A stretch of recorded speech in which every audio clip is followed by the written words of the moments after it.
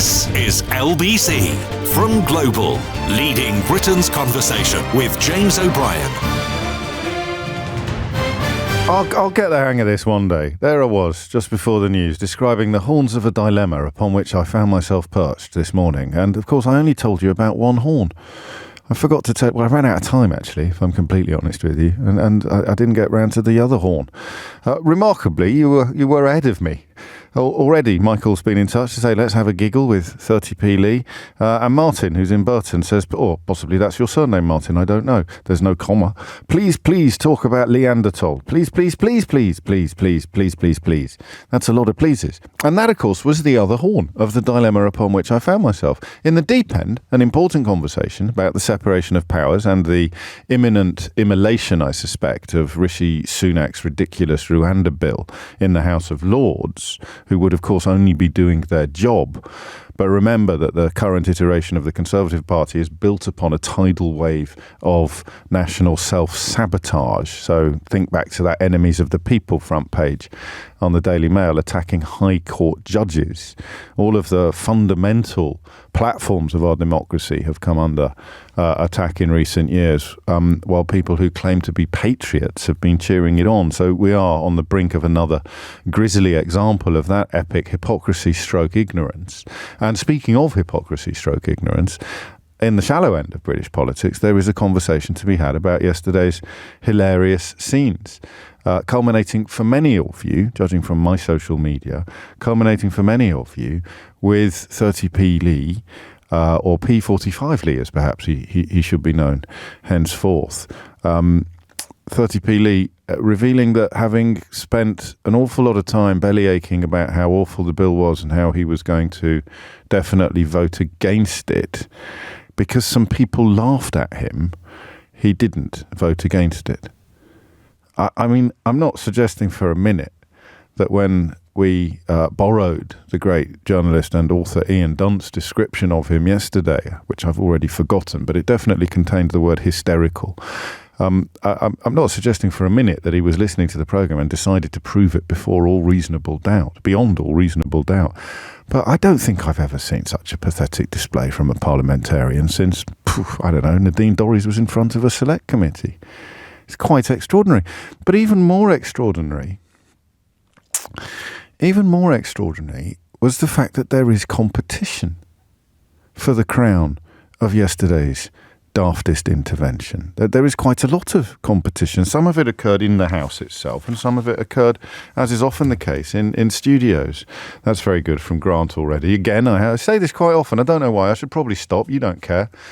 If someone sends me a good joke, I don't know whether you came up with it yourself or whether it was something that you've seen somewhere else and then sort of passed off as your own. And there's no criticism from me. It would be very hypocritical if I were to criticise someone else for passing off other people's jokes as their own. I do it all the flipping time. But I just, if you were the original person who came up with the new name for 30p Lee that Grant's just sent to me, 30p Flea, then you'd probably be a little bit peeved. Unless, of course, these things sometimes occur to two people at exactly the same time.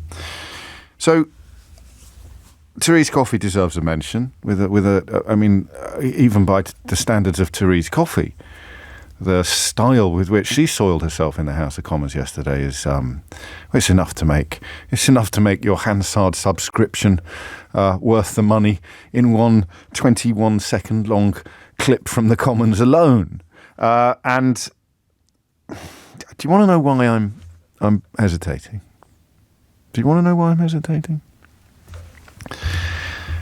The curse of being an open-minded liberal is that you have to extend the branch of goodwill to almost everybody.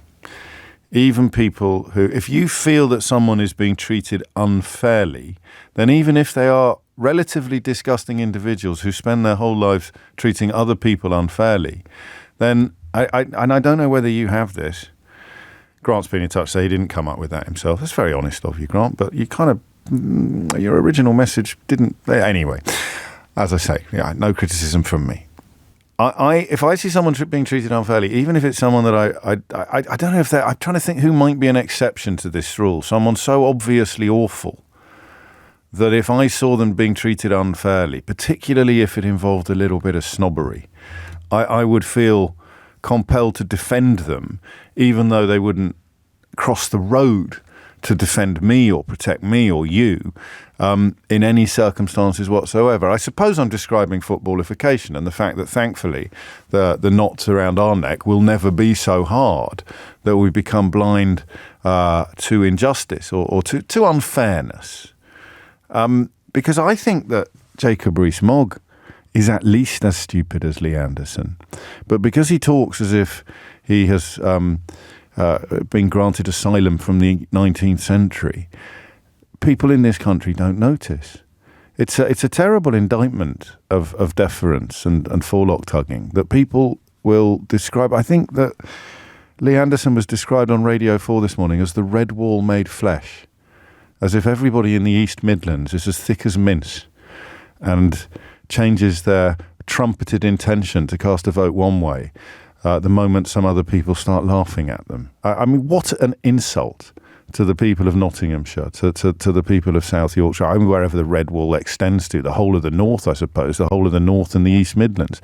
To describe Lee Anderson as the red wall made flesh is obnoxious, actually, and deeply ignorant, but of course indicative of a journalist class that is so immersed, if you like, in its own echo chambers and personal relationships with politicians that they've departed some time ago from anything that remotely resembles a proper picture of the population. Should all do. I think all broadcasters should do a couple of hours on a proper phone-in every week in order to just at least give themselves a chance of finding out what people out there really think about things. So all the calls we've taken over the years from Yorkshire and Nottinghamshire and elsewhere in the so-called Red Wall make a complete mockery of the idea that 30p Lee speaks for everybody there.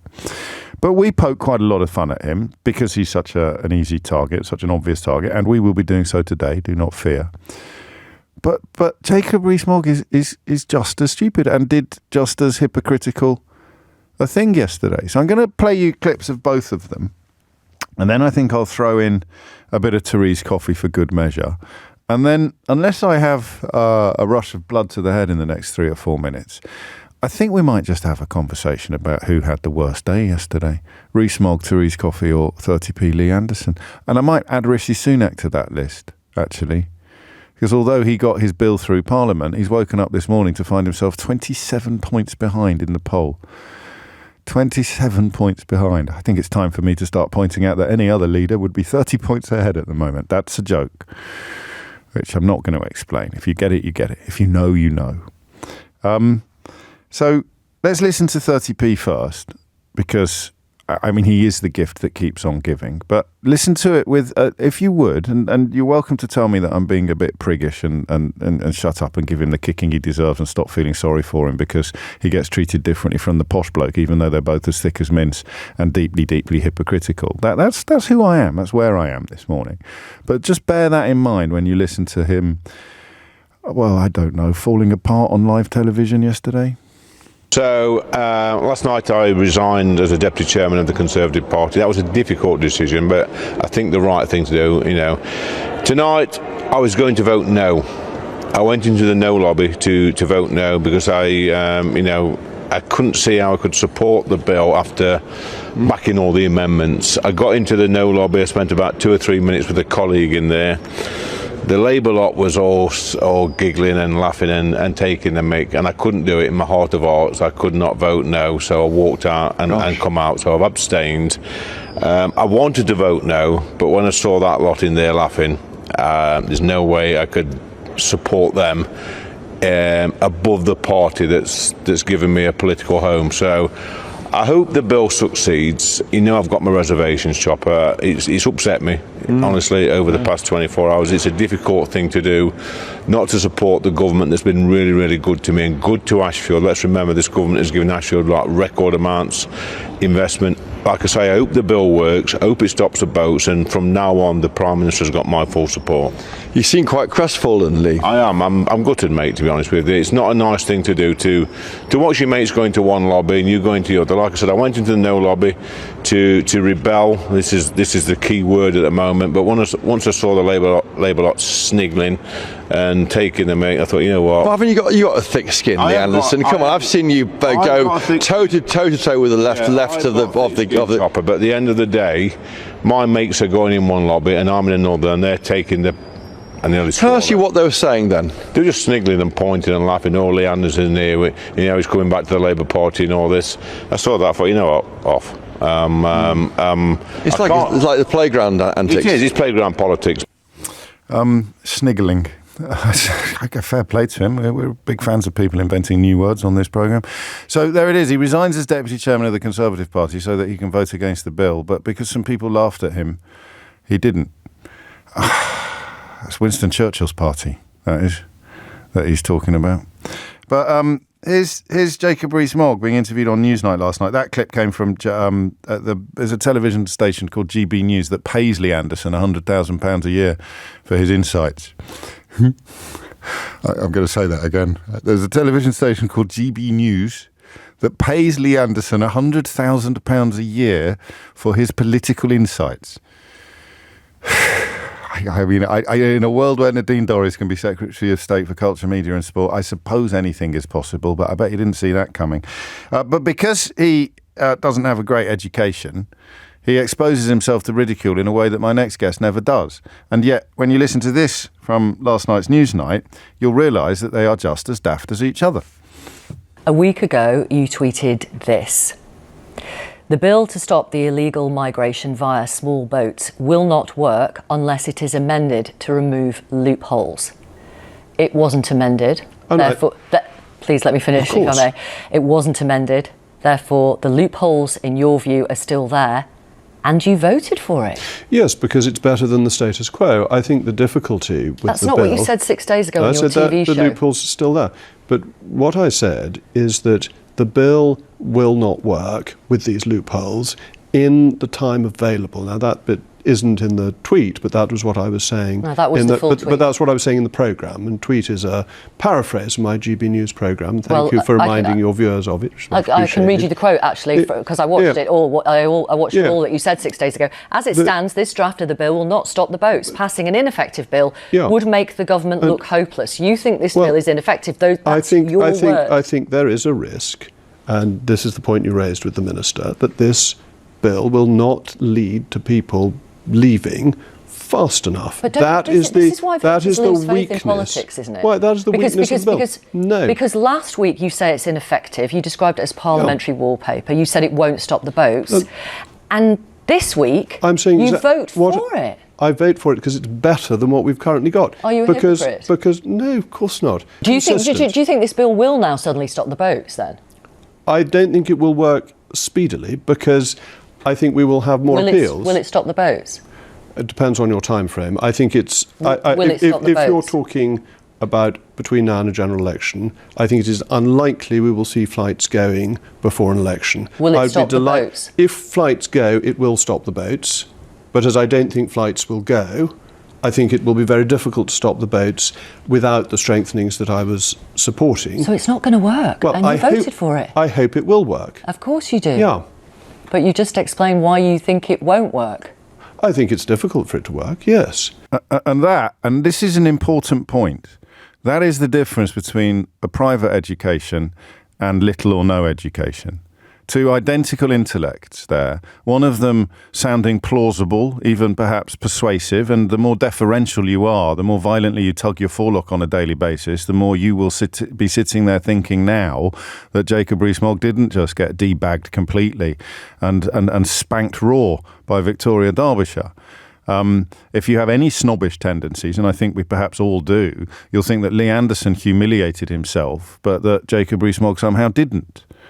And yet, there it is, two buttocks of the same backside. Who had a worse day? Who's the biggest hypocrite? I suppose you can vote for both of them, but I'm going to open up the phone lines. Turns out sniggle is a word, although I don't think Lee Anderson knew that. It means fishing for eels by putting a baited hook into the holes in which they are hiding. I suppose we sniggle in a way every day, don't we, on this programme? But who's worse? Who's the biggest hypocrite? Jacob Rees-Mogg, who tried to lie about his hypocrisy there to Victoria Derbyshire, or Lee Anderson, who at least was honest when he admitted that he had completely abandoned the principles, the so-called principles that he resigned over because some big boys laughed at him yesterday in the House of Commons. Who's worse? Jacob Rees-Mogg, who's lied about his hypocrisy, or Lee Anderson, who has explained his hypocrisy as being a response to some mean people laughing at him? I want you to ring 0345 6060 973. I want you to tell me who is worse, Anderson, Rees-Mogg, or a dead heat. And the question is based upon the fact that Jacob Rees-Mogg lied about his hypocrisy and tried to lie also about what he'd actually done and what he'd actually said. That's something that he does very smoothly, very casually, very lugubriously with that ludicrous confected patrician drawl.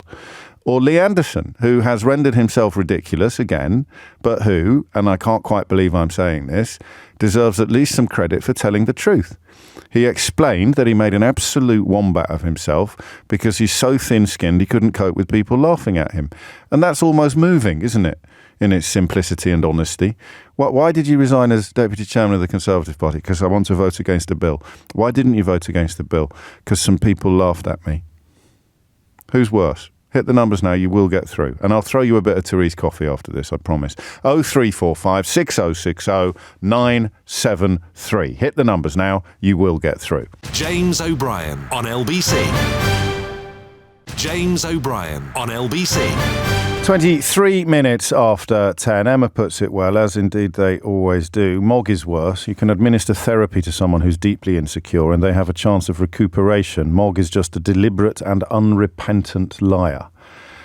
And that's why I find myself in the unique position and very unfamiliar position today of feeling sorry for 30p Lee, or 30p Eel, as perhaps he should be known, having used the word sniggle accidentally, which actually refers to eel fishing. 23 minutes after 10. Phone lines are open, 0345 6060 973. This is actually quite important. I know we're sniggling about it, but the class, I can't think of a better illustration of the gulf in the British class system than the fact that two people of identical idiocy sound so completely different by dint of one having an East Midlands accent and a poor grasp of the English language, and one having the best education that money can buy and a confected patrician drawl.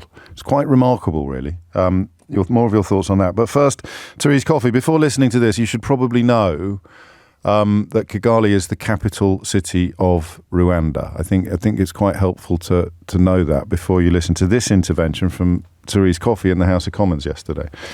Therese Coffey.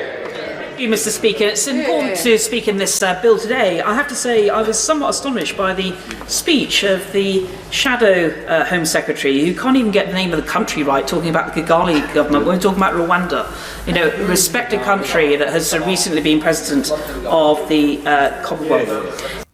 Extraordinary, really. If Cooper talks about the government in Kigali, and Kigali being the capital of Rwanda, and Therese Coffey ticks her off for not talking about thinking that Kigali was somehow a misspeak when Yvette Cooper meant Rwanda. So she had a bit of a nightmare as well yesterday. But here we are, looking at Anderson and looking at Rees-Mogg and wondering, really, which one had a worse day yesterday? 0345 6060 973. Stephen's in Newham. Stephen, what do you reckon? Hi, James. Yeah, I think that really is that Rees-Mogg has had the worst day. I really did listen to what he's saying, and I think there was so much contemptuousness, so much distastefulness. He's an absolute contemptuous buffoon, really, what he was saying compared to what. Well, those are not words. You could use those words for the other fella as well. So what is it that what gives him the it's a 52-48% split, I think, Stephen. So what is it that gives Rees-Mogg the edge on this occasion? Well, I think, that Rees-Mogg has got that reputation that precedes him, which has been going on for a long, long time now. And I think, obviously, and 30p Lee Anderson, he's got that reputation of being a buffoon, but we know that really Rees-Mogg has always been one to patronise and be disgraceful and really have no utter respect for the electorate. I think you're knocking at the door here. I think you are, because it's the difference between being a bit ignorant and aggressive and the difference between being an absolutely pathological liar, isn't it? Yeah. And that's Rees-Mogg is lying, and he's thinking, I'll tell a lie now about what I said on the telly, and she won't be able to prove that it's a lie, because it's not as if she's going to have a bit of a VHS tape on her, is it? And she can press rewind. She's not got it on Global Player, but because Victoria Derbyshire is the best in the business, present company included, because Victoria Derbyshire is the best in the business, she actually did have in front of her exactly what that's the beauty of what she did as a journalist, is that she's got the wriggle. She's ready for the wriggle. So he starts to try to lie to her, claiming that what she's presented him with isn't accurate because there's another thing I said, but it goes to a different school. And then miraculously she goes, oh no, I've got that as well. And here it is. And that's why I think it's probably an even bigger gap than 52-48, and that Rees-Mogg is considerably worse than 30p. Yeah. I think, you look at what Rees-Mogg is doing now, you can almost see the parallels between someone like him or the likes of, I don't know, Marjorie Taylor Greene or someone else in the Republican Party. And we laugh at them because we laugh at them because they seem a bit rednecky, or they seem a bit unhinged, and because he speaks in the way that he speaks, we don't notice that his soul is just as corrupted. But if Rees-Mogg had a normal voice, he'd be exactly the same as someone like Marjorie Taylor Greene or Sarah Huckabee Sanders or whatever. There's no difference between them apart from the voice. And this is where we get to the point now in this country where we've got these far-right... we could call them unhinged extremists who can't lie straight in bed. Yeah, we've got exactly the same here. And then, as you say, you alluded earlier to GB News, where you've got people on there almost, where Tice on there, who's almost sort of stepping into the boots of someone like Alex Jones with the conspiracy theories now. And, it's very dense territory because... Well, I think Farage had a season ticket for his show, didn't he? Even after Alex Jones had accused the families of dead children in the Sandy Hook massacre of being liars and actors. So I don't think you need the word almost. And this sort of big bulging boil on the right of British politics, it is not going to be confined to the extreme fringes of the Conservative Party. It's going to need support in the media, just as America had Fox News. So the UK has the Daily Mail. But for some people, the Daily Mail, with its enemies of the people and crush the saboteurs rhetoric and its attacks on Ed Miliband's dead father and its smear Keir campaigns built on completely spurious accusations, it doesn't go far enough. We need to be even more toxic, and so we're going to spend billions of pounds setting up television stations or launching newspapers. Thank you, Stephen. Perfect opener. Question's pretty simple. What is it about those two politicians that they sort of embody the modern Conservative Party, the patrician and the plebeian, if you like, to use Roman appellations? Who for you is worse?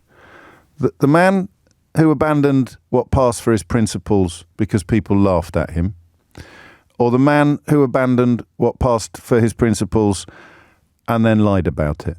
0345 6060 973. Thomas Watts has your headlines. James O'Brien on LBC. James O'Brien on LBC. 10:34 is the time, and uncomfortable though I am with some elements of class conversations, because I think that they largely hold us back. There was a working class MP in the House of Commons yesterday who was doing things that you might consider to be marginally more important than changing your mind about how you're going to vote because some people laughed at you. I speak of the inimitable Jess Phillips. They're about to vote for a bill that they have absolutely no idea how much it's going to cost. Like, we haven't been given that information. I was in for the committee stage of the debate. Earlier, and the chair of the Home Affairs Select Committee said that there was a view that each person that was sent to Rwanda would cost £169,000. And it piqued my anger so greatly because I had just come from an event with the Home Secretary around it being a year on from the Independent Child Sexual Abuse Inquiry and what progress we have made since then. And I was holding in my hand a piece of paper that said that in 2022, 100,000 children were sexually abused and came forward and said it. And then I looked up how much money the Home Office was allocating for their Sexual Abuse Against Children Fund in 2022, and it was £4.5 million, which I worked out was £42 for every child who'd been raped in that year. And I thought, what political capital of walking round and round and round and round for now the third bill for something that won't work. And 150 judges can be found yesterday under the, the sofa by the Prime Minister when cases in my constituency of rape victims waiting 7 years to get in front of a judge. Frankly, Mr. Speaker, people who think that the amount of time spent on wasting taxpayers' money on something that hasn't worked the last 2 times we tried it and will not work this time, frankly, Mr. Speaker, should be ashamed of themselves for voting for something when they don't have any idea how much it's going to cost the people in their constituencies. I hope they feel shame for the amount of airtime and the amount who turned up today, but not for the victims of child abuse. Excuse me, would you like to intervene? No. I wouldn't, crikey. And that's a timely reminder of what Parliament can and should be from Jess Phillips, the Labour MP. We return to timely reminders of what Parliament should never have been allowed to be, namely 30p Lee Anderson and Jacob Rees-Mogg. And the question I'm asking for you is who emerged most disgraced yesterday? The one who uses snowflake as a pejorative but changed his vote because people laughed at him, or the one who lied about his own hypocrisy because he didn't think the journalist he was talking to would have kept the receipts? Andrew's in Bad Homburg. Sounds like a hat critic. Andrew, what would you like to say? James, thank you. Yeah, I'm in Germany, just outside Frankfurt. Okay. And I work here, although I'm coming back to the UK, but when I look at this mob that are running the country, I wonder why. Yes, don't buy my book. Don't read my book, whatever you do. You'll stay in Germany. No, I mean, I think there are 3 things going on, and I think Rees-Mogg is much worse for one very simple reason. Go on. First, at the strategic level, I'll try and keep it as brief as I can. No, we've gone through austerity, we've gone through Brexit, we've gone through the pandemic, the spend on non-existent PPE. Yes. And the government is scrambling, and that's probably the right word, just for anything which can make them look popular to a big enough group of people to try and rescue themselves. And if you look at something like the NHS, it's also where, you look at the machines, the X-ray machines, the scanners, the MRI, all of that stuff doesn't belong to the NHS anymore in many cases. It's outsourced to private companies who are charging per scan. And guess what? They've got long-term contracts, and who are their executives giving money to? So you look across the whole thing, it's a complete mess. And I think that's the strategic picture. So this is a diversion maneuver, nothing else.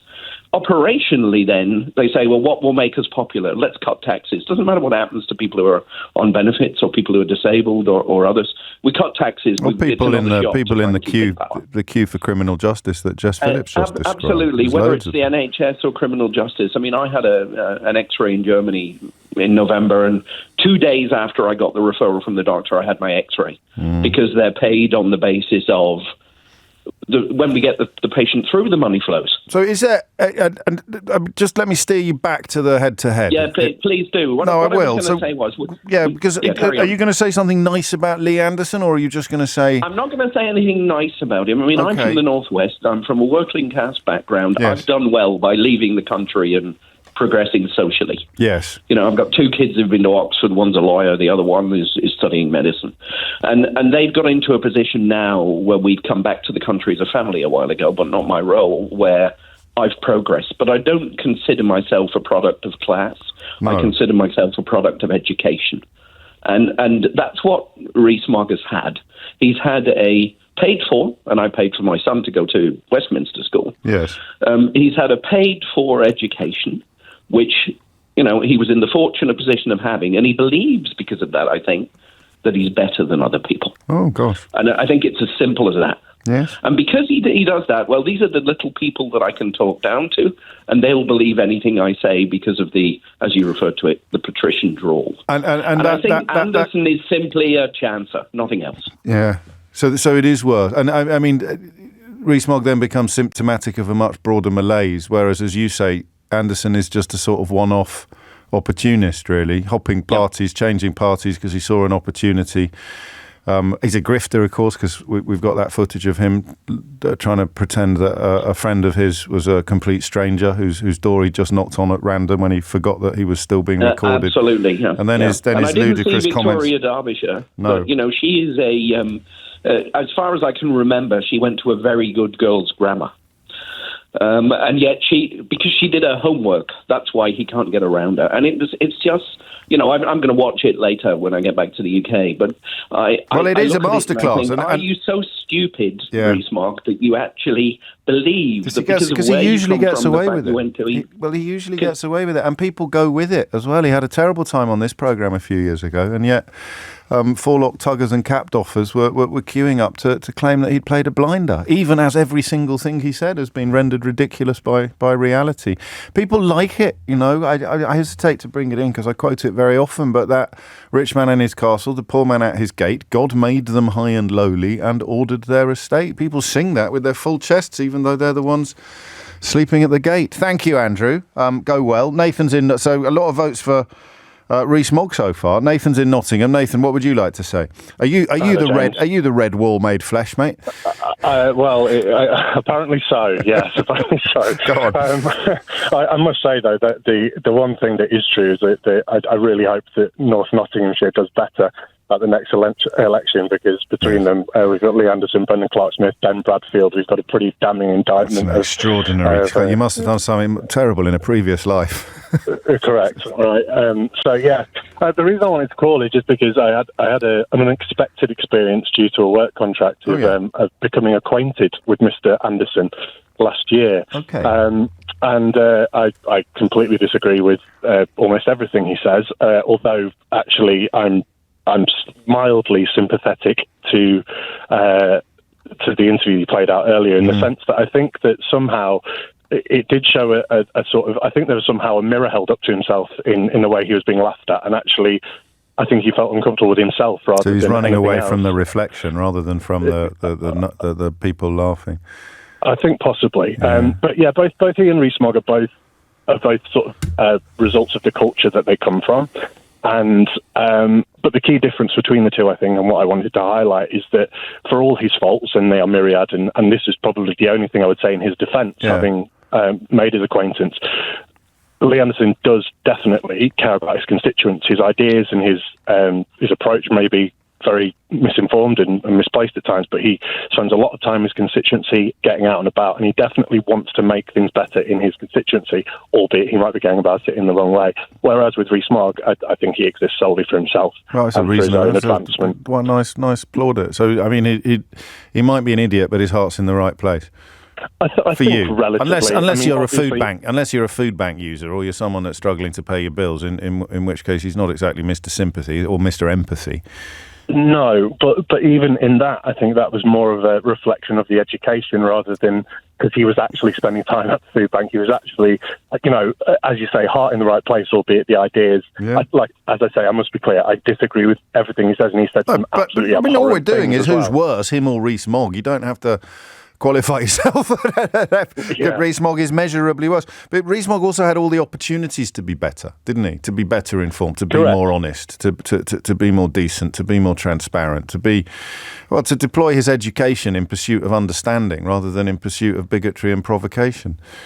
I mean, I think that, yeah, absolutely. And I guess, I don't know this for certain at all, but I think that potentially if things, let's say both lost their seats at the next election, a possibility, maybe even a probability, Rees-Mogg, I think, would be off doing things just for himself, whereas I think there's a chance that Lee Anderson would actually stay in his constituency trying to do things for his constituency. And I guess that's a considerable difference between the two people. It's an immense difference. And I'm glad you were listening today to share that thought, because I did open the programme by talking about the curse of being an open-minded liberal. It means that even the people who you find politically repellent, if you think they're being treated a little bit unfairly, there is a little impulse inside you that starts throbbing. And I just got hit this morning. I saw both clips and I was coming into work on the train. And I just thought, that's not fair, is it? I'm preparing to go in hard on Lee Anderson because he is ridiculous. But that Rees-Mogg clip is worse. And because I am a product of my upbringing, I have to check myself. I have to check my privilege and remind myself that the posh bloke talking twaddle is being dishonest. Whereas the working class bloke talking twaddle is just being pathetic. And a liar has got to be worse than a weakling. James O'Brien on LBC. James O'Brien on LBC. 10 to 11 is the time. Kevin's been in touch. James, could you just clarify that Rees-Mogg is both a liar and a weakling? Strength is not a word even to be inferred for this person. You make an excellent point, and I apologise. And actually, some of you are suggesting that Lee Anderson might be a liar as well. Quite a few of you, actually. David says, I think he was telling a fib when he explained his reason for abstaining. I think he was told in no uncertain terms not to vote against the bill. He would never admit that because he wants to come across as a tough guy. So he came up with a story about the Labour lot sniggling at him, as if he genuinely believes people have some sympathy. I've never heard anything more pathetic from a politician. So in my view, Anderson is worse, but it is a very close call. Well, Suella Braverman voted against it. I think honest Bob Jenrick voted against it. So I don't know how much trouble he could have got into, given that he'd already resigned in order to vote against it. And so I'm going to give him the benefit of the doubt on this one. I came into work this morning and Eleanor, the producer, said to me, Rishi Sunak is doing a press conference at 10:15. And I said, why? Is it to remind everybody that he's actually still Prime Minister? And with a straight face, she replied, yes, I think so. I actually think that is the purpose of the press conference. Natasha Clark is our political editor and she's had the enormous pleasure and privilege of having to witness it. What was it for, Natasha? Good morning, James. Well, I think it was probably to remind people that he's still there after that rebellion that we saw in the House of Commons last night. I've just come out of that Downing Street press conference. He told us, and he told peers in the House of Lords now, because that's where it's going next, that they should not ignore the will of the people, the House of Commons, and try and change it. Let's just have a little listen to what he had to say. The House of Commons has spoken, the Conservative Party has come together, the Rwanda bill has passed. It's now time for the Lords to pass this bill too. This is an urgent national priority. The treaty with Rwanda is signed and the legislation which deems Rwanda a safe country has been passed unamended in our elected chamber. There is now only one question. Will the opposition in the appointed House of Lords try and frustrate the will of the people as expressed by the elected House, or will they get on board and do the right thing? It's as simple as that.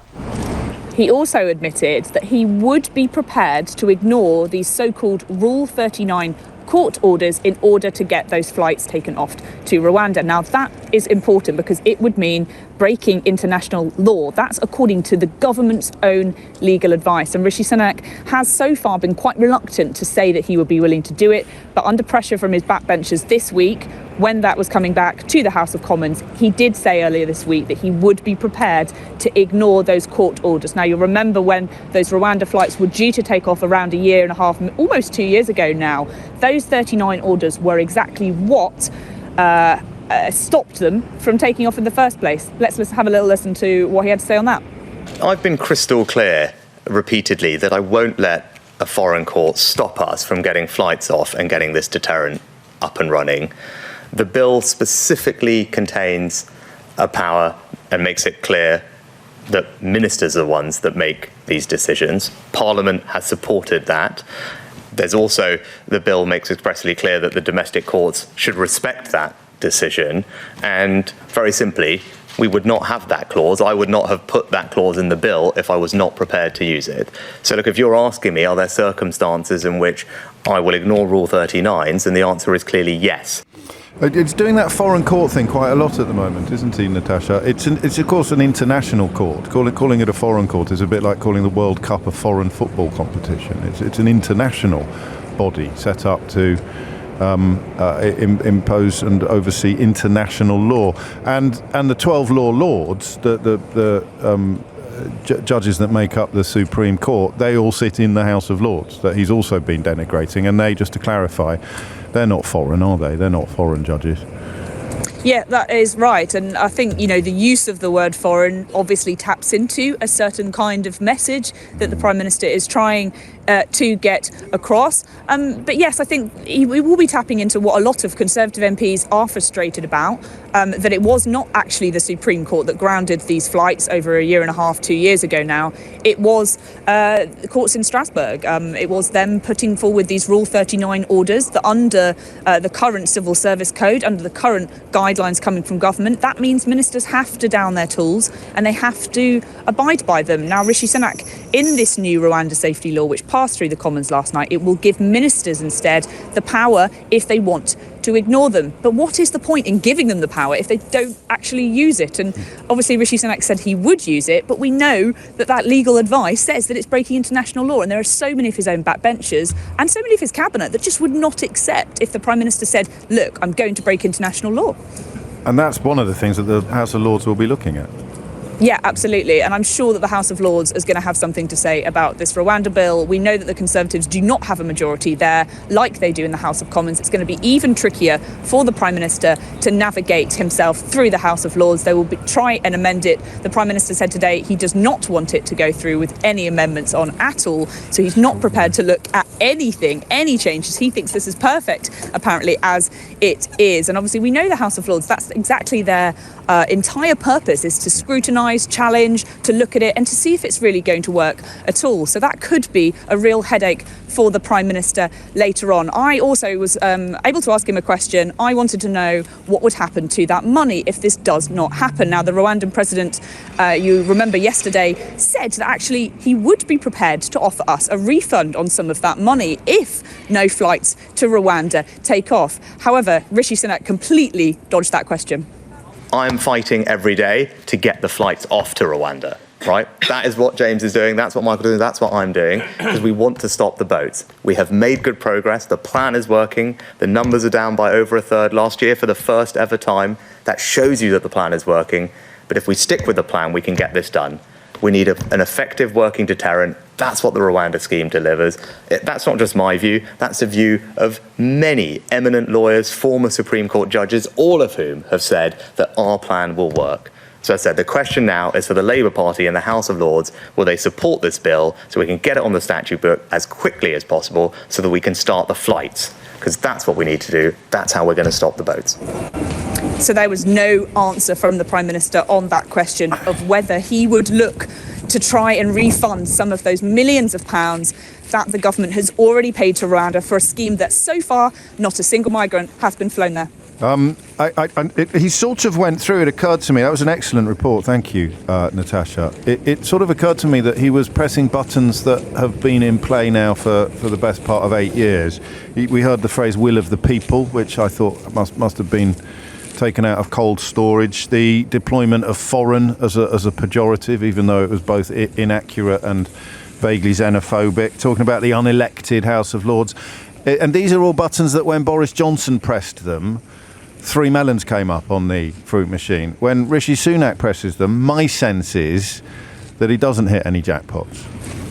My sense is that when he says these words, I just don't know how much he believes them. Exactly I don't get that sense of conviction, because I think that the Prime Minister is doing this because, A, he's inherited this plan and he is not strong enough as a Prime Minister to be able to ditch it. He believes that he wants to try and hang on to some of those red wall seats.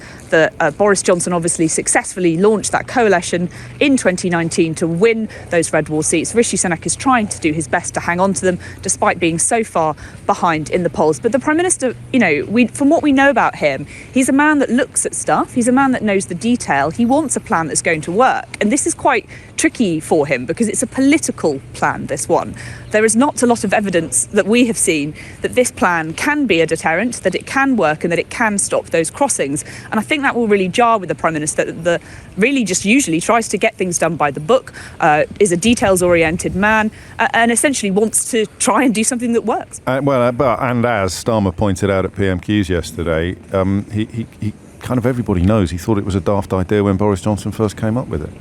Yes, we have had some reports that when he was running to be Conservative leader, he actually considered dropping that plan. Now, obviously he didn't, but he definitely considered it. And as Chancellor, obviously he was the keeper of the keys to the public purse, and he would have known exactly how much this was going to cost, this scheme, and how much money we're already spending on hotels, asylum seekers, migration in this country already. And there have been reports that he was concerned about how much this whole thing was going to cost. So yes, I think it is very clear that he is a guy that looks at stuff and goes, is this going to work? Is this value for money? But the problem being that this plan now is so far down the line, he just couldn't drop it. They can't do it. One final thought that occurred to me during your report was that Europe always used to get Tory PMs in the end. It was like this astonishing self-inflicted circular firing squad that haunted all of them from Thatcher on, well, from Heath onwards, actually. And we've left the European Union, so it's not actually the internecine war that it has been for 40 or 50 years. But they've invented another one. They've actually come along and created another civil war that they didn't need to have over this very specific piece of legislation, haven't they? I think in terms if of... no one had ever mentioned Rwanda, Rishi Sunak's position today would be unrecognisably better than it currently is. Yes, and it's fair to say that this has been much more of a challenge than anybody expected for him to try and make this plan work. But, leaving the European Union obviously does not mean leaving Europe. It doesn't mean leaving all the conventions and the laws, the ECHR, these European courts. It doesn't mean that we're completely free of those. And obviously that now is the Brexit hangover, the Brexit effect, is that the British people during that referendum, rightly or wrongly, were given the impression that leaving Europe meant leaving absolutely everything. And now it does leave the Prime Minister trying to explain to the public why we can't do the things that he promised, that so many people in the Brexit referendum promised that we would be able to do. Although, just to caveat that, Boris Johnson, who obviously can't be trusted on anything, and others were adamant that we would be leaving the European Union, but remaining part of many of the beneficial areas of European Union membership. So again, evidence that 17 odd million people all voted for a very different 17 odd million different versions of Brexit. Natasha Clark outside Downing Street, dealing not only with my badgering but also with the bells. The bells. It's 11:01. You're listening to James O'Brien on LBC. Up next, I'm minded to move on. I'm not sure you are, because there is an extraordinary story about a head teacher banning prayer in her school. At first glance, that sounds... Well, I'm not going to tell you what I think until after this. James O'Brien on LBC. James O'Brien on LBC. 5 minutes after 11 is the time. This is a fascinating story, actually. I glossed over it a bit yesterday. You may have heard Sheila talking about it, but and indeed it was her superb coverage that made me realise what a nuanced story it was. It involves a sort of controversial-ish head teacher who seems to spend more time promoting herself than you might want your child's head teacher to do. That may be unfair. I'm just noting all the time she's got herself into hot water on Twitter, and I think, didn't she step down from a government role or something? Because anyway, her name's Catherine Burble Singh, but that's irrelevant really to the conversation that I want to have. Because it is the school where she is the head teacher that is facing legal action over a ban on prayer rituals. I don't know whether it's possible to separate the individual from the institution, because I think she was the one who talked about how children are born with original sin, wasn't she, not long ago, and therefore had to be taught how to choose good over evil. So there's certainly room for religiosity or religiousness in her worldview, but not in her playground. And I found this really interesting when I actually took the trouble to find out more about it, or rather when Sheila explained it yesterday, because I had presumed that some pupils were demanding special treatment, that they were demanding sort of exemptions from classes, or, well, that would be the most obvious thing, or exemptions from PE or something, and in order to pray.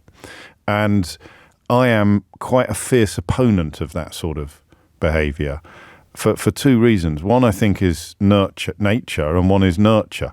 I think by nature, I don't like distinctions. I don't like the idea that because of a set of beliefs that you have chosen to adopt, you demand different treatment from everybody else. And the nurture is that I had a very religious upbringing. I was taught by both nuns and monks, although not at the same time, and I think I rebel against it a bit. I push back against it a bit. Just let me clarify one mistake I made in the last hour. I think that's the first of 2024. The description of the law lords that I gave you was relevant to what I studied for my politics A-level in 1990. It changed, of course, in 2009, so I was only 15 years out of date. The Supreme Court, membership of the Supreme Court does not any longer involve becoming an automatic member of the House of Lords. So my apologies for that. My thanks to Roger for reminding me. But this case is not about children demanding special treatment. As I understand it, and there will be people listening to the programme who have children in the school who may be able to clarify things even further. But as I understand it, it is during break time that some pupils elect to pray together. And because they are Muslim pupils, I presume that involves facing Mecca and kneeling. So a collective act, if you like, a collective act of prayer during free time. And so I felt my pendulum swing quite violently, actually, because the idea that a school retains the right to tell children when they can and can't say their prayers in their own free time seemed to me to be a rejection of the freedom of religion, which is oddly something that sits quite comfortably in me alongside freedom of expression. Your freedom of religion is defensible and will be defended by me up until the point where you think it allows you to tell me what to do. So, you know, I suppose abortion legislation is perhaps the most obvious, where people who don't give a hoot about living humans claim to care passionately about fetuses who will one day be humans, and therefore want to exercise control over what a woman can and can't do with her own body because they claim to somehow be channeling God's will. So up until the point where you tell me, or indeed someone else, where you oppress women, or you, I don't know, caste systems would be quite a good example. You impose human hierarchies on human society under the guise of God's will. These are the points where I have a problem.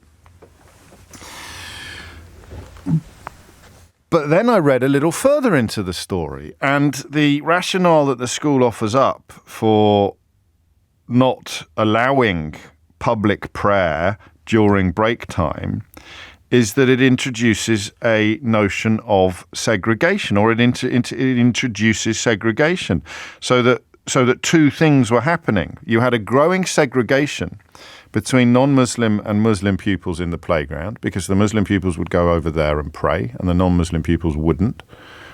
And you also had, it is claimed, peer pressure being applied to Muslim children who weren't praying to encourage them to pray. Accusations of, or encouragements to be more observant. So telling other people what to do, using your religion to tell other people what to do. again, there's nothing wrong with evangelizing. You know, that's what the Gospels do. But the point at which it becomes bullying, or the point at which it becomes coercion, is the point at which it becomes a problem. So there is the issue. It's not, I don't believe, a story of young people being banned from, or being told they can't have special treatment, they can't have special exemptions.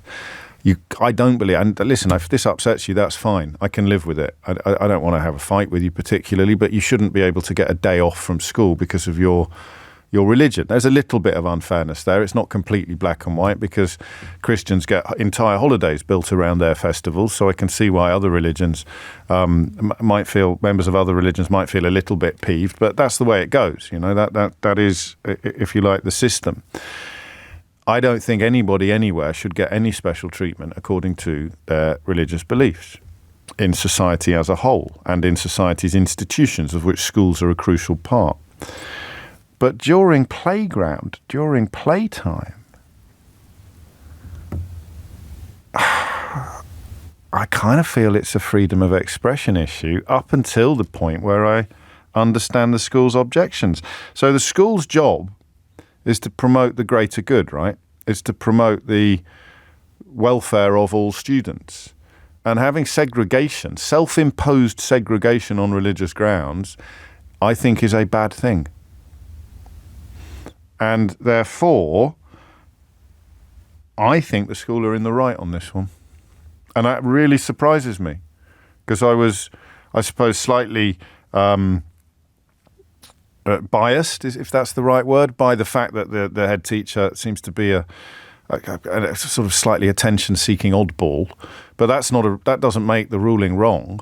So I was slightly biased on that front, expecting to find out that the school had done something oppressive. But then my anti-religiosity genes kicked in. My kind of, I've explained it quite well, I think. My passionate belief that religion becomes a problem for a society when people who subscribe to one claim that they've got the right to tell others, including people who don't, what they should and shouldn't be doing. And that leads you to the idea that actually that the school has the right to reject or resist segregation. And then before I throw open the phone lines, one final wrinkle. How? So this is the point where perhaps it falls down for me. What are you going to do? So here are 12, 20, 200 children who've put their school coats on the ground because prayer mats aren't allowed, and they are during break praying together. How are you going to break that up? So in principle, I think the school are right, but I'm not 100% on that. I'm certainly persuadable on this. It's a pendulum hour. You know, if you're familiar with why we use that phrase, it's because, just like you, my mind can change. 0345 6060 973 is the number that you need. It's a pendulum issue.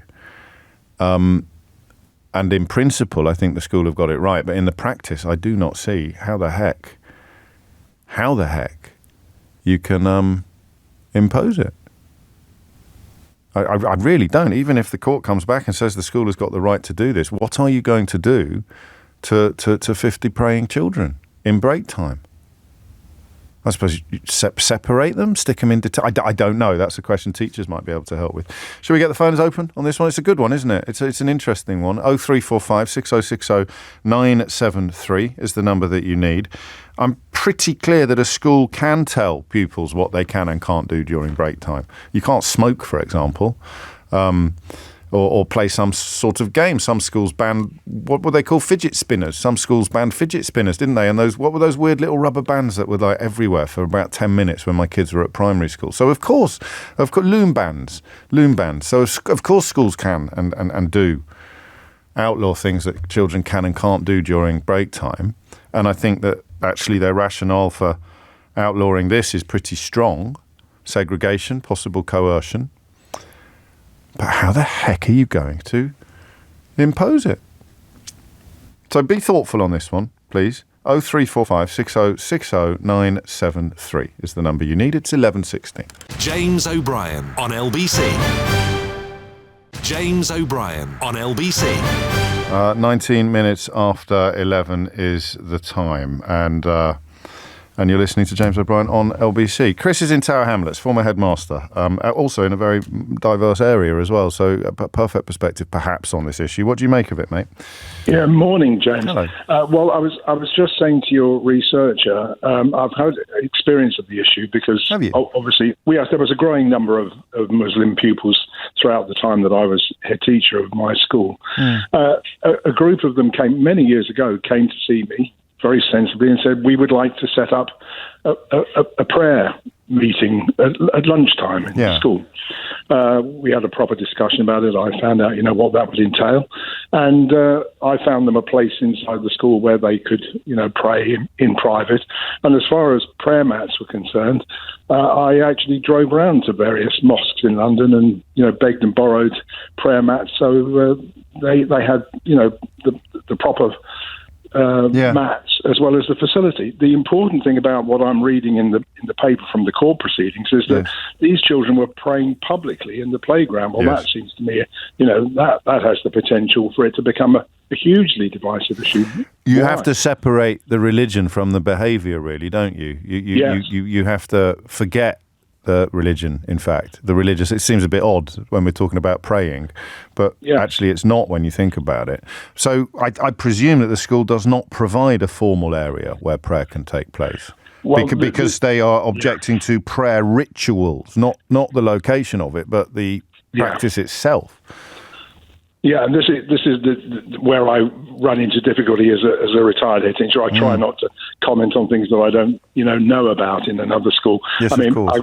Just going by the reports in the press, that seems to be the real issue. It was the behaviour, because it was public and therefore was leading to potential intimidation of students who weren't joining in the prayers, and you can kind of imagine that scenario quite easily.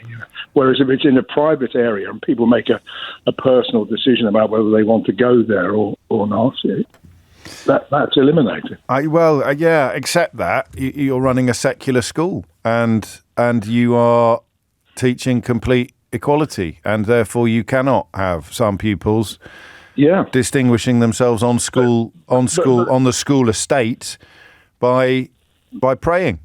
But if a group of pupils had come to me and said, we're Catholics, we'd like to, fish on Fridays, please.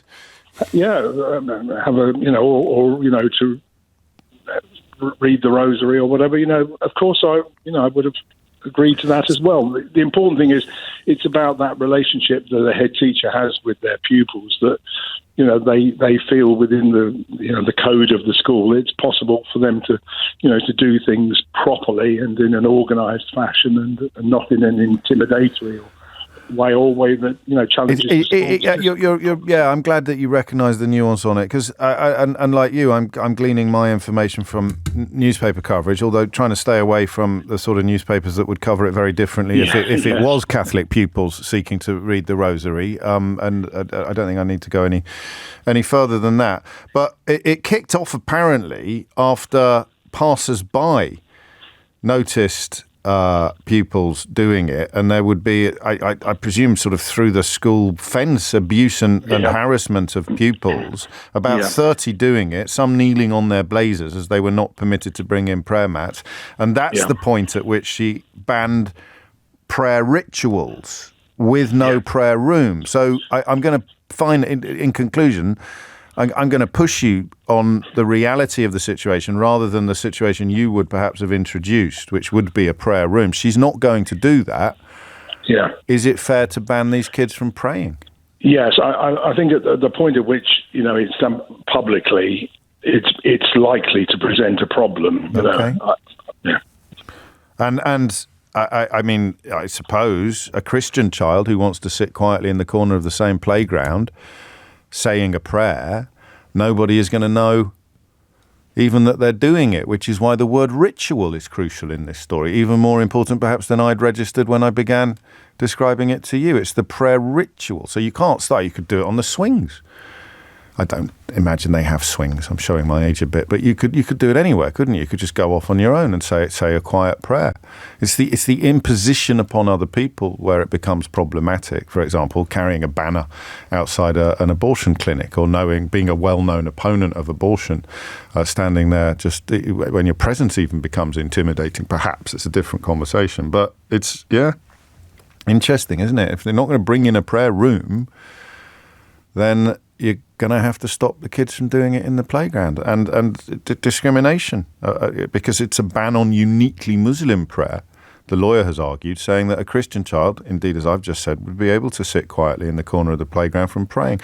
Yes, but if the Christian child wanted to do the rosary with 10 other Christian children, then it would become a prayer ritual, and therefore it would be banned. I'm no lawyer, and I'm certainly no judge, but I don't know that that's quite the zinger that the People's Lawyer on this occasion may be hoping. Thank you, Chris. Taz is in Birmingham. Taz, what would you like to say? Hi, James. Nice to speak to you. Listening Likewise. to you for quite a while now. Thank you. First-time caller, so excuse any kind of confusion, please. Don't be surprised. Well, as long as it's not on Therese Coffey levels, we'll be fine. Well, I think I can do better than that, hopefully. Carry on. At least I won't pretend that I've had my purse stolen on the tube. No, her too. Yes. Just to let you know, I have no connection to the school. I'm not an educator or a parent. My only qualification in this matter is a practicing Muslim living in this country for a very long time. Yes. Now, I just feel like this whole thing has kind of gotten out of hand a little bit.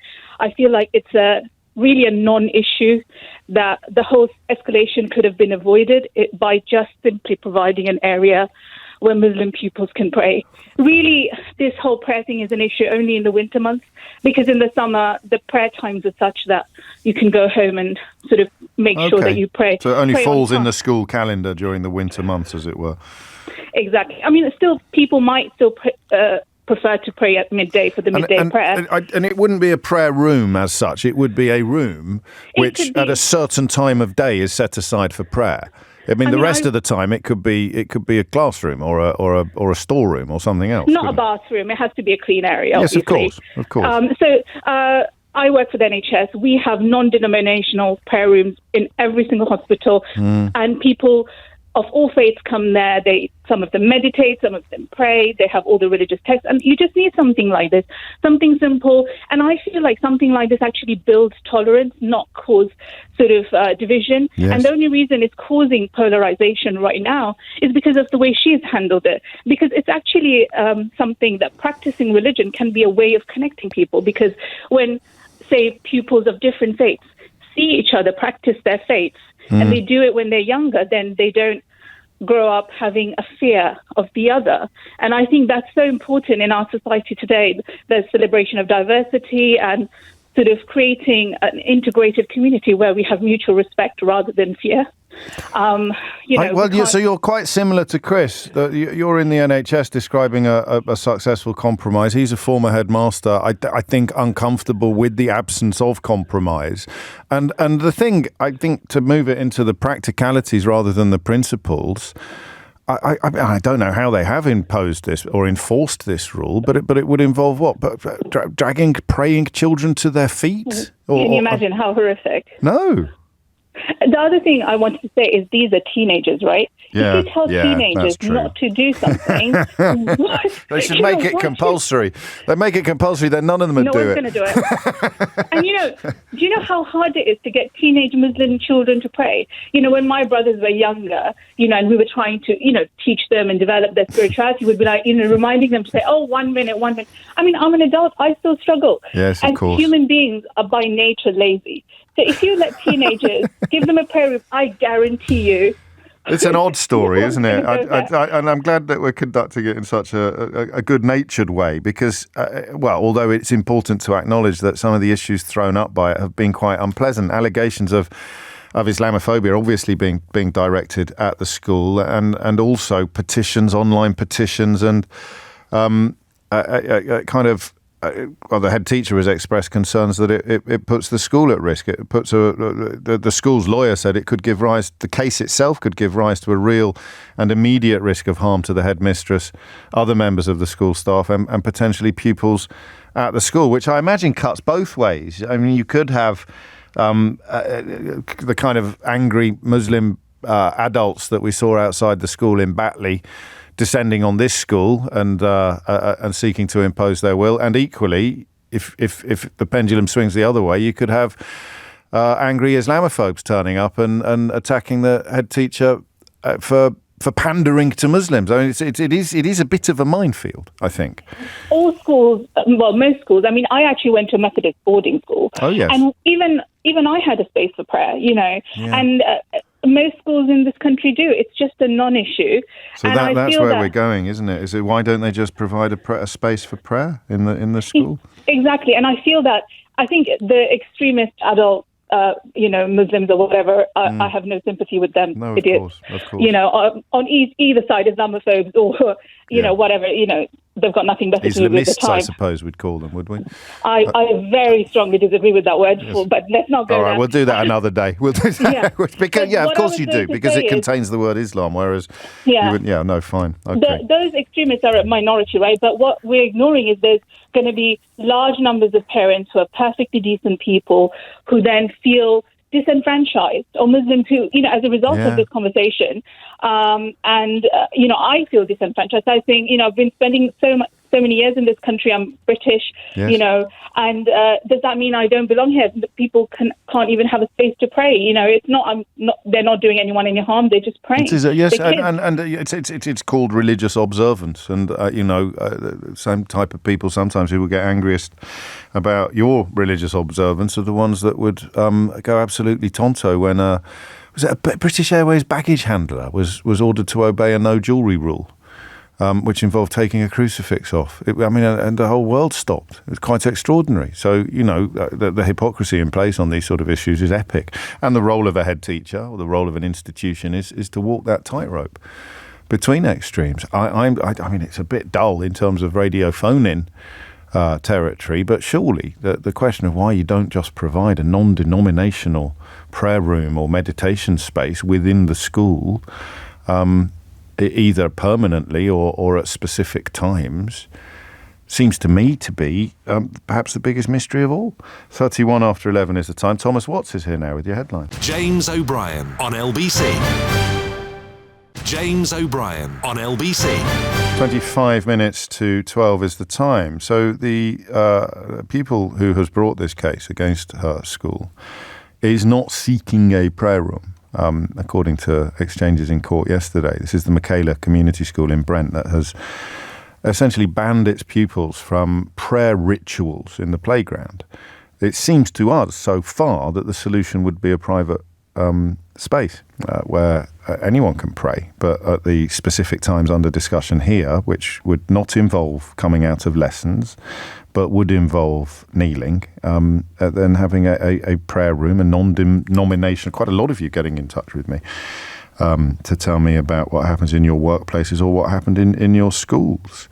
So again, that's why covering court cases is, when you're not in court, it's very important to be mindful that you may not be getting the full picture or across all of the facts. But it would seem to me that the provision of a place in which to pray would have prevented this from coming to court in the first place. And that leaves another question mark hanging over the whole story, i.e. why didn't they just do that? 11:36 is the time. Raheem is in Slough. Raheem, what would you like to say? Hi, James. Lovely to speak to you. Hi, nice to have someone sensible in the public life. Like, at least we've got one person in the let's not get carried away. Let's not get carried away, Raheem, but you're very kind. Thank you. What I was going to say was, first of all, I think, why are these kids praying in the playground? I don't see this as an issue of segregation. I think these are confident, proudly British Muslim kids who are bringing their whole self to school. They're not cowering away. afraid to practice their religion. They haven't got a place to pray, so they're praying in the playground. Yeah. And there's schools and workplaces and organisations that are very sensible up and down the country that provide kids with places to pray or do whatever they need to do. My local schools here in Slough, kids use the sports centre, kids use an empty classroom. It's no problem for them to go somewhere quiet and pray. The school can actually help work with parents. Well, but you've done two things there, and I don't know that they are of a piece with each other. I disagree with you on the segregation issue. I think it is by definition segregation in a playground at playtime for a proportion of the children to be kneeling and praying while the other children aren't. It imposes a segregation, and of course then you have the reported examples of some children putting pressure upon other Muslim children to be more observant and essentially telling them that they're not good Muslims, and that is segregation. That's a very difficult issue as well. But it's still all solved by the second thing you said. It's still all solved by providing a space in which it can happen. Yeah. Although, do you know something funny, Raheem? About 100 years ago, when I was quite new in this job, I remember taking a call from a racist or an Islamophobe, or however he identifies. I didn't ask. And he was livid about immigration, I think, in general, because he'd gone to a school and it had a prayer room for Muslims. He'd gone to a school to put a place in for his children, and it had a prayer room for Muslims. And I pretended that I had the head teacher on the line from the school to tell me that it didn't have a prayer room. And I said to him, "You're lying, aren't you?" And he was. So he hung up. So it was controversial 15 years ago to even suggest the existence of a prayer room. And yet now it seems to be the solution to the problem that we're discussing. It's funny how the world turns. And it's preparing kids for the world of work. I pray at work in all sorts of different places. I've prayed in my workplace has got a prayer room. I'll give you an example. Yesterday, I was at an external meeting. There was about 30 people at this meeting. I asked if there was a prayer room. There was. I went and prayed. There was another person from the meeting that I've never met before, and we both prayed in congregation. We didn't segregate ourselves. We went away for 5 minutes. We prayed. You did segregate yourselves. But not in a potentially provocative way, or not in a. And I don't think these kids are either. We live in a country. No, this is where we disagree, because you're in favour of the prayer room, but also in favour of the opposite of the prayer room, which is doing it in the middle of the playground. No, I'm not in favour of those kids. I don't think kids should have to play in the playground. And if I give you another example, at my secondary school, many years ago, I think we were of a similar age. The kids in their own time, one of the teachers was running an alpha course after school. That's a sort of branch of evangelical Christianity. Yeah, voluntary, people could go to it and participate. Those kids were not segregating in their own time. I've heard these are things that are part and parcel of normal British life, to have these conversations. Groups of friends or kids will talk to, I'm into this, why are you not into this?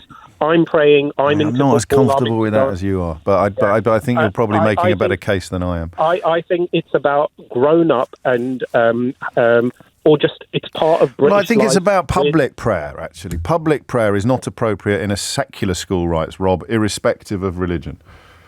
Yeah. I personally, as a British Muslim, feel comfortable with anyone from any walk of life if they're not hurting anyone. And the reason for this happening is because they haven't got a space. And, you know, if I'm somewhere and I see a group of people praying and I need to pray, I will join them. That is just part and parcel. It does seem that the school leadership seems to have handled this quite oddly, I would say. It's another example of people deliberately trying to, and I'm not saying Muslims are the only people that face discrimination. Of course. There's lots of religious groups. But the story, if it was 10 kids wanting to do a rosary together at break time, you can't help feeling that it would be handled rather differently, either within the school or perhaps in some corners of the media as well.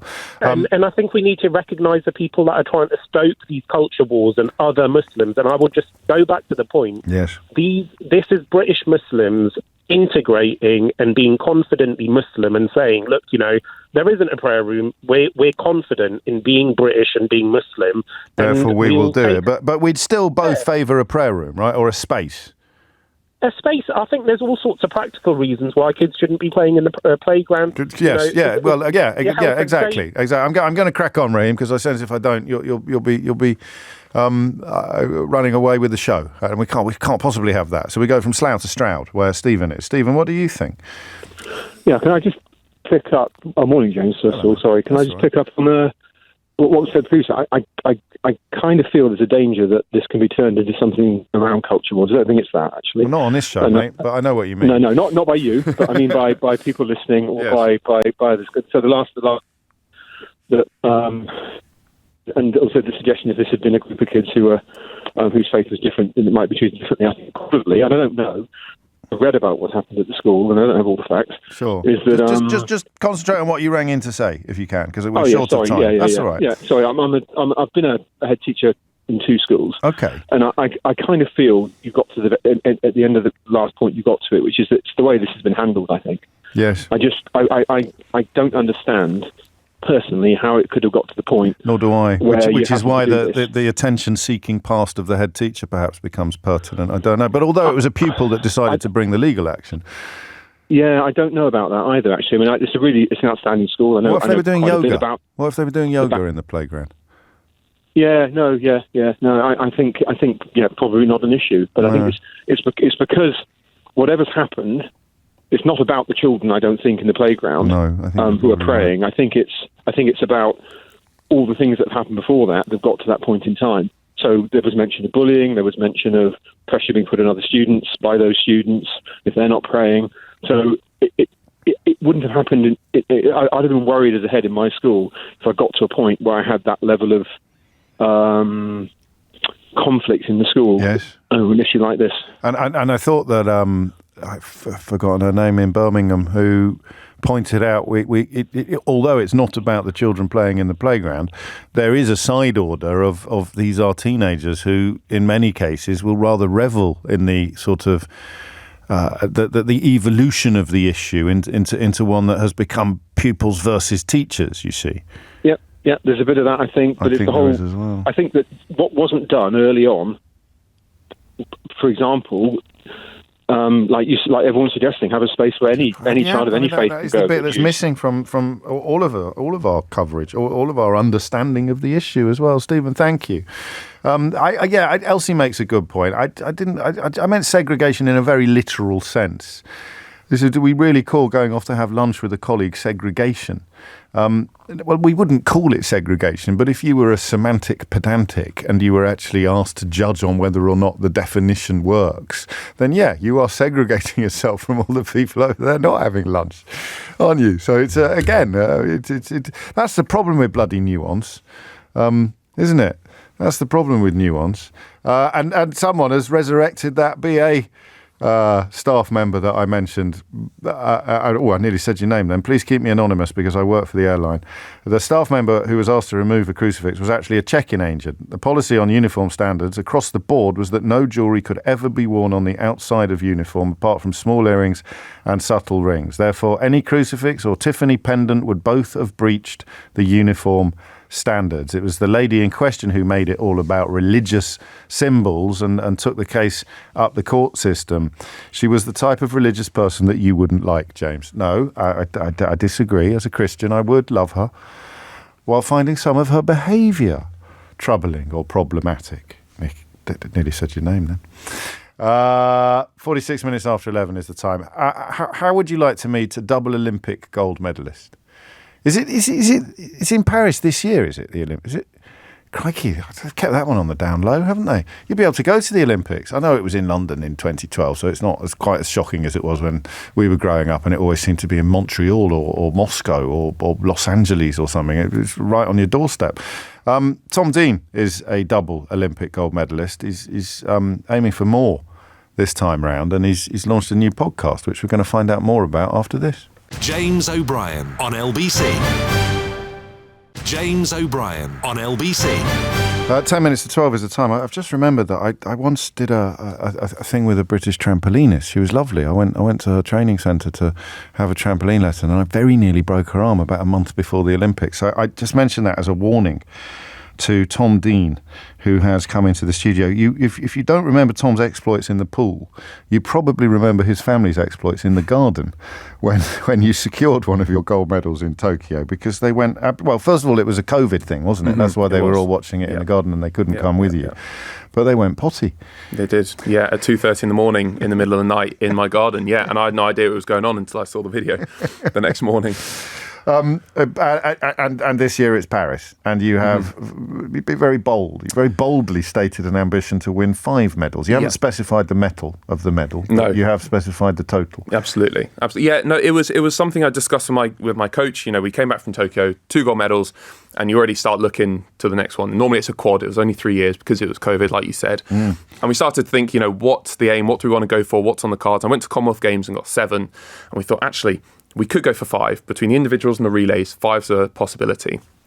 And I think it's quite a British thing that people don't normally say, I want to go and do this, I want to score this many goals, I want to go for this many medals. But we thought, and it's not like an arrogant, it's like a confidence thing, and I'm saying, look, this is what I want to go for. Spoke to my coach, spoke to my agent, sat down with Chris Stark in the pub, and we had a chat, which is where the podcast, which hopefully we'll talk about, came from. And I thought 5 is a possibility. It's never been done before, and it's more me going out there and saying, right, this is what I'm going to give my best shot at, try and take people along with me. In a way, it puts a bit of pressure on you then, in a positive way. Yeah, absolutely. But, I'm very much steering into this, and I'm going to try and use it as a superpower. And it's like, I've gone out there and I've made this bold statement, and you could say, well, sets you up to, if you don't do it, it's going to be, but no, it's like, right, this is what I'm going for. I do want to go and win 5. I'm going to give my best shot. I'm training for it. And if it comes off, fantastic. If it doesn't, well, look, we gave it a great shot, and I'm going to use everyone I can to help me get there. Well, we'll get on to that shortly, because that's the central sort of premise of the podcast. And you mentioned Chris Stark, of course, from Capital Breakfast, and also the co-host of that Peter Crouch podcast, which is spectacularly popular. So he clearly knows what he's playing at. But just to go back to Tokyo, what's it? Sometimes I ask the silliest questions, but they're in many ways the most important question. What's it like? I mean, what is it? Does it feel like a culmination when you're on the podium? Does it feel like an anticlimax? Does it feel like something you've dreamt about and imagined for most of your life? It must be. Very few people ever have moments like that. It is slightly surreal, and I can never quite put it in words. And even now, 2.5 years on, I still can't quite put it in words. I think I was so calm at the race because it's just all you've been preparing for 15 years, and it's just like job as usual, and you're in the best shape possible. And that's what it's once you get. Before you walk out for your medal, they say silver, bronze and gold medalist, Olympic champion Tom Dean stand there on the spot before you walk. That's when it hit me, to be honest with you. And that's when it kind of comes flooding in, and you realise, the gravity of it and how monumental it is. And then you get back home, you touch back in Heathrow, and it's your family and it's friends, it's all the crowds, and it's the craziness that follows. So it's the actual race. I was very calm, and it's not until you actually, it hits you like a wave. And did you feel in any way cheated by the privations of COVID? The fact that it wouldn't have had the jamboree. And I think it was difficult. So that's the thing. I've never experienced an Olympics with a crowd. No. Because the last one was 8 years ago in Rio. So I've never stepped on the stage with 20,000 people at an Olympic Games, been involved in the Olympic closing ceremony and all the, festivities that go along with that sporting competition the whole world watches. So slightly, but at the same time, people were watching at home. There were garden parties going on at home, and it still did feel like an Olympic Games. And I've still got 2 bits of metal to prove that I did actually go and do the job. But where are they? They're somewhere very safe in my mum's house right now. So the podcast, which looks at ways you can I'll provide the blurb. Tom Dean Medal Machine helps you become the best person you can be outside the pool in order to make history in it. So you're going to hook up with a variety of special guests, celebrity guests from all sorts of walks of life, who are all kind of dedicated to the idea of giving you advice or helping you achieve new sort of attributes. Yeah, and I think it's, like we said earlier, it's not really something that people go out and talk about and say, I want to go. So it's completely new. It's quite American, isn't it? It is quite American, and they love saying, oh, we're going to win the relay, and USA. Yeah, luckily we beat them on the relay last time. But no, and it was Chris who said, well, look, you're going for something that's not been done before. Let's try and create something that's not been done before. There are loads of sports podcasts out there, and they're brilliant, but there's none with an actual active sports person who's 5 months out from the biggest competition of their life who's producing content, and it's about bringing people along the journey with me. And I realised Tokyo was this incredible journey, but I didn't go out and document it because I didn't know what it was going to be after. And this is like, right, we've got this aim. It's not been done before. Let's bring people along with us, and let's try and get people from every different industry. It's not a sports podcast. No. It's a humanity. It is completely. It's a story and podcast. That's what we want. That's what we want it to And be. it means people can come with you on the journey to Paris. Absolutely. Every step of the way, in a sense. 100%. And that's the great thing about, the Olympics, is it's one of those rare occasions that the country unites behind. It's not a dividing topic. Everyone watches the Olympics. Everyone loves it. Everyone gets behind Team GB. And it's like trying to tap into that energy and take people on it. And you'll be doing a training diary as well, alongside the podcast with your mate Alex. Absolutely, yeah. So I'll be doing that with Alex, which will be that's the plan. So between Chris and Alex, I think we've got a good team. And what sort of guests have you got lined up? Who's going to be coming in, and what are they going to be helping you do? Well, everyone brings something different to the table. We've had performers, musicians who have talked about walking out on stage and what that's like, and conduct themselves in what's very an individual endeavour. Our first guest is Jessica Ennis-Hill, a sporting hero of mine and a Team GB icon, and talking about what it was like stepping up with pressure on the shoulder as one of the poster girls of obviously Super Saturday and London 2012. Because you've got that now, whereas last time I had not raced and won an individual international medal. I was going with no pressure on my back, and it was like, right, I know it's the Olympics, I want to do a good job, I've been training hard. But I've not won anything in the past. I'm not going in. I've not advertised I want to go and win gold. You're not just going in as a winner. You're going in with this stated ambition in place as well. And I'm trying to defend a title, which is hard enough as it is. And then on top of that, I'm wanting to go out and say, this is what I want to go and do, and come along with me. So you're going to have people chefs cooking with you, pop stars singing with you, all sorts of... That's a plan. We've got anthems being written. There's all sorts in the works. So, tune in and give it a listen. I'd like to check my diary, Tom, but I don't appear to have been approached at all. Well, I'm sure the invite's just in the post somewhere. It won't be far behind. We're under the same roof, aren't we? Big inputs and insights from me. This could be the fun. I could be like the old fella in Rocky. Well, after your trampolining endeavour, I'm not so sure if I want to do that a month before. I'd probably fall in. Exactly. I'd probably fall in the pool. I like this. It sounds like fun, and it's. I mean, you need a USP to get a podcast off the ground. Absolutely. The World and his wife have got a podcast these days, but it's not actually gimmicky. Your enthusiasm for it is clear. Yeah. The trajectory is right there in front of you. As we say, Chris Stark knows exactly what he's doing, and you've got a genuine... I mean, I can tell you actually relish these sort of encounters and these 100%. these sort of opportunities. Yeah, absolutely. And I was aware in the back of my mind that it feels like a few mates starting a podcast. Every man and his dog seems to be doing that. But this is more. It is a story, and it's finite. This isn't like something that goes on and on. It's like, right, we've got 5.5 months now, 6 months until I will be stepping out in France, representing Team GB, trying to go after these 5 that I've spoken about. It is a unique opportunity, and it feels like a once in a lifetime thing to create something special. And hopefully I'll look back in years gone by and think, it was a cool story. It's a global player production. It will be available on all the major podcast providers, as you'd expect, on the 25th of January, with new episodes dropping every week and some bonus episodes looking at the training diary. And before you go, and I know you must be bored rigid of answering this question, but what is your training regime? How many hours a day are you in the pool? We're doing about 4.5 hours a day in the actual water. So that could be 12, 13, 14,000 metres. We're in the gym every day for an hour and a half. We're doing half an hour, 45 minutes of core mobility, and then that's 6 days a week. We get Sundays off. And normally the next question is how much I have to eat as well, because that's obviously something that goes along with it, and it's a lot. It's 6,000-7,000 calories every day to stay on top of that. In a fridge it or looks like big 3-4 big meals and then a lot of snacks around it as well. So what's your favourite snack? Probably a peanut butter bagel right before bed, if I'm being honest. That's my go-to. I'm coming in with all the tough questions today. Exactly. I don't think I've ever asked anybody what's your favourite snack. Could be a new feature on the It could be a bloody podcast. It could be. That'll be the chef episode, won't it?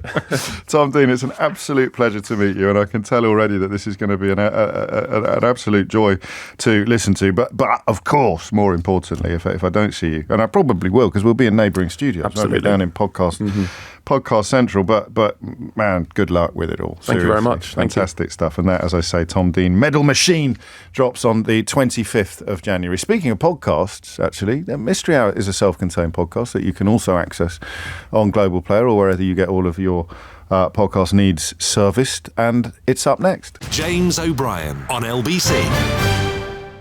James O'Brien on LBC. 3 minutes after 12 is the time. I wasn't exaggerating. There really is a Mystery Hour archive. We kind of, I say we, I don't go anywhere near it, but somebody chops out all the adverts and all of the other bits, and you end up with pure, undiluted Mystery Hour. And there's loads of them now. There must be hundreds of them, mustn't there, in the archive? You can work. They're good for long journeys. Something for all the family.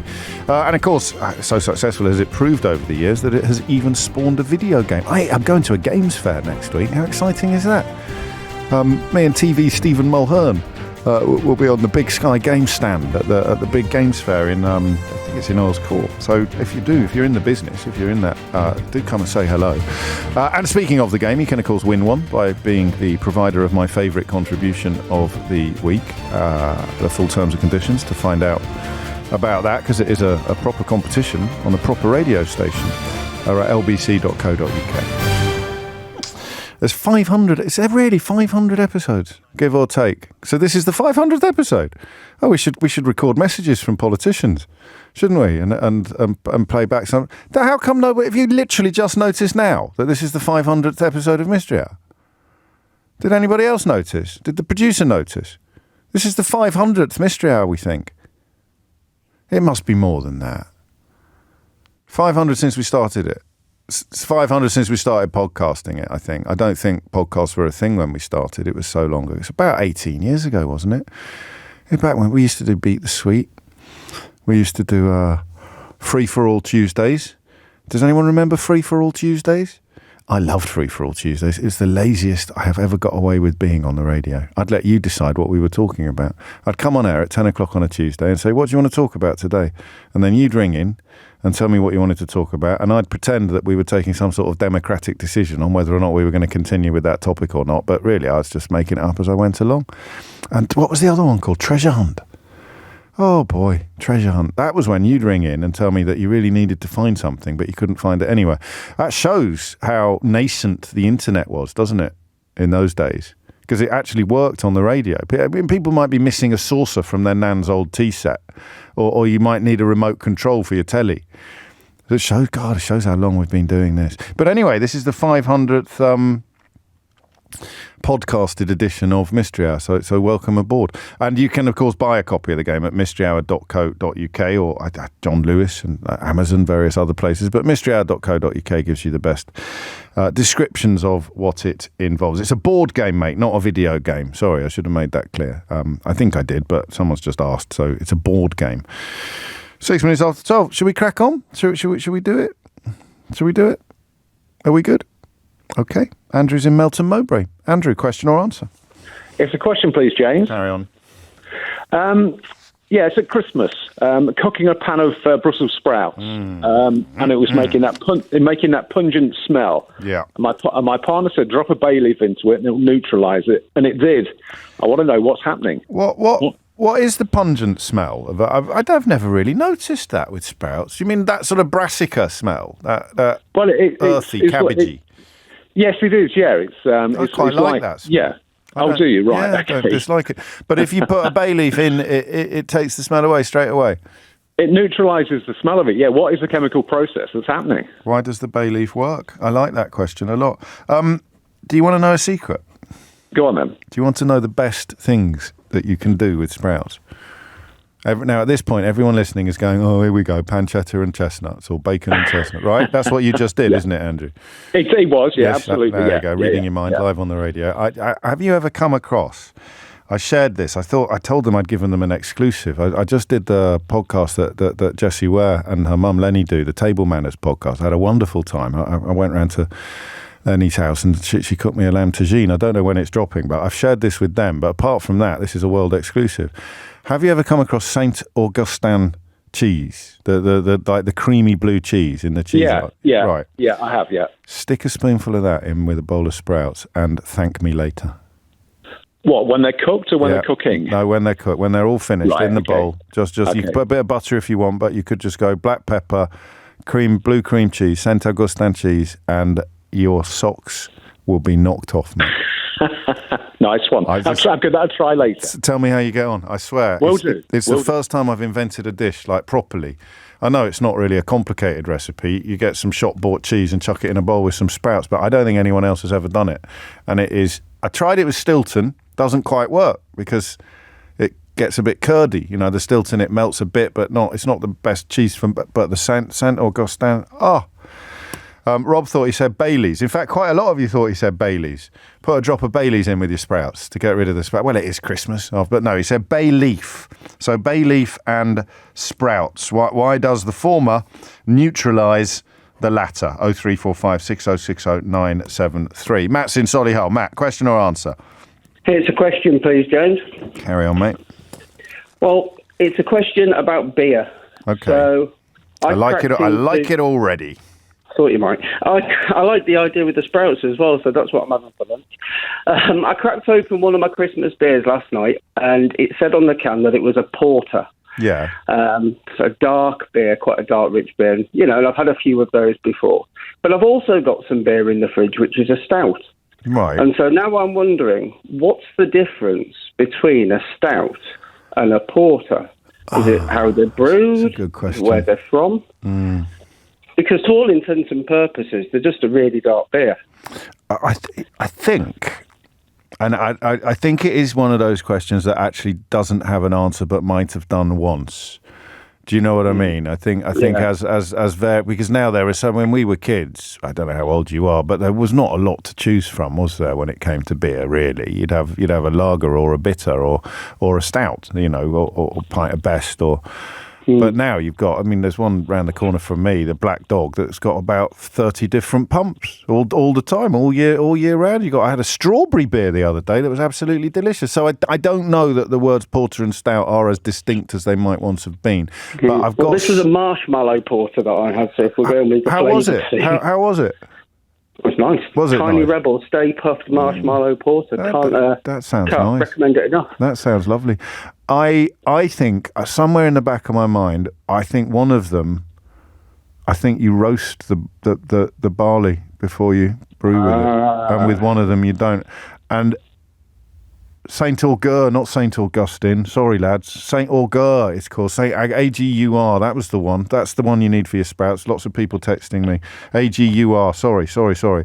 But I think one of them is roasting and malting. They have different roasting and malting different relationships with roasting and malting the barley. So I guess which is which? I've no idea, and I can't remember which way round it is either. Whether the one that's roasted isn't malted, or whether the one that's malted isn't roasted. But so I put it on the board. It's a lovely question, but in terms of your taste buds, there's no difference at all, really, is there? No, apart from the one that's brewed in Ireland, you can always tell that one. Yeah, that's true. Lovely stuff. Thank you, Matt. What's the difference between a porter and a stout, and why does a bay leaf mitigate the fumes from sprouts? 0345 6060 973 is the number that you need. Jeff's in Hazelmere. Jeff, question or answer? It's a question, James. Nice to talk to you again. Likewise. This will be my 5th time, so I can retire from public life now. Well done. I think you're going OBE. So, yes, a question. Why are there 4 blood groups? Why is there not just one blood group? There's 8 billion of us. Yeah. Why are there 4 different types? And is it like planets where they're 1 and then 2 and then 3 and then 4? And when's the 5th one coming? And I think this has come up before, but I'm dashed if I can remember what the answer is. You know what? I looked through your board game this morning, so you don't need to send me one if I win. And I couldn't find it in there. So unless, yes, it's very probably come up before. There was an archive. I think the archive went the way of most features on this programme, and we just forgot to keep it up to date. There used to be an archive, because we used the archive to do the board game. But I think we used to do it whenever anyone came in on work experience. We'd get them to update the Mystery Hour archive. If you know 3 of these, then you're in. They thought they'd be going to the House of Commons or interviewing the Prime Minister, and the poor fellas had to sit there inputting data on. Why? Why are there 4 blood groups? Yeah. You don't need to add why is there not just one. It's not race or region related. It's not like the Northern Hemisphere are all. Is it definitely not?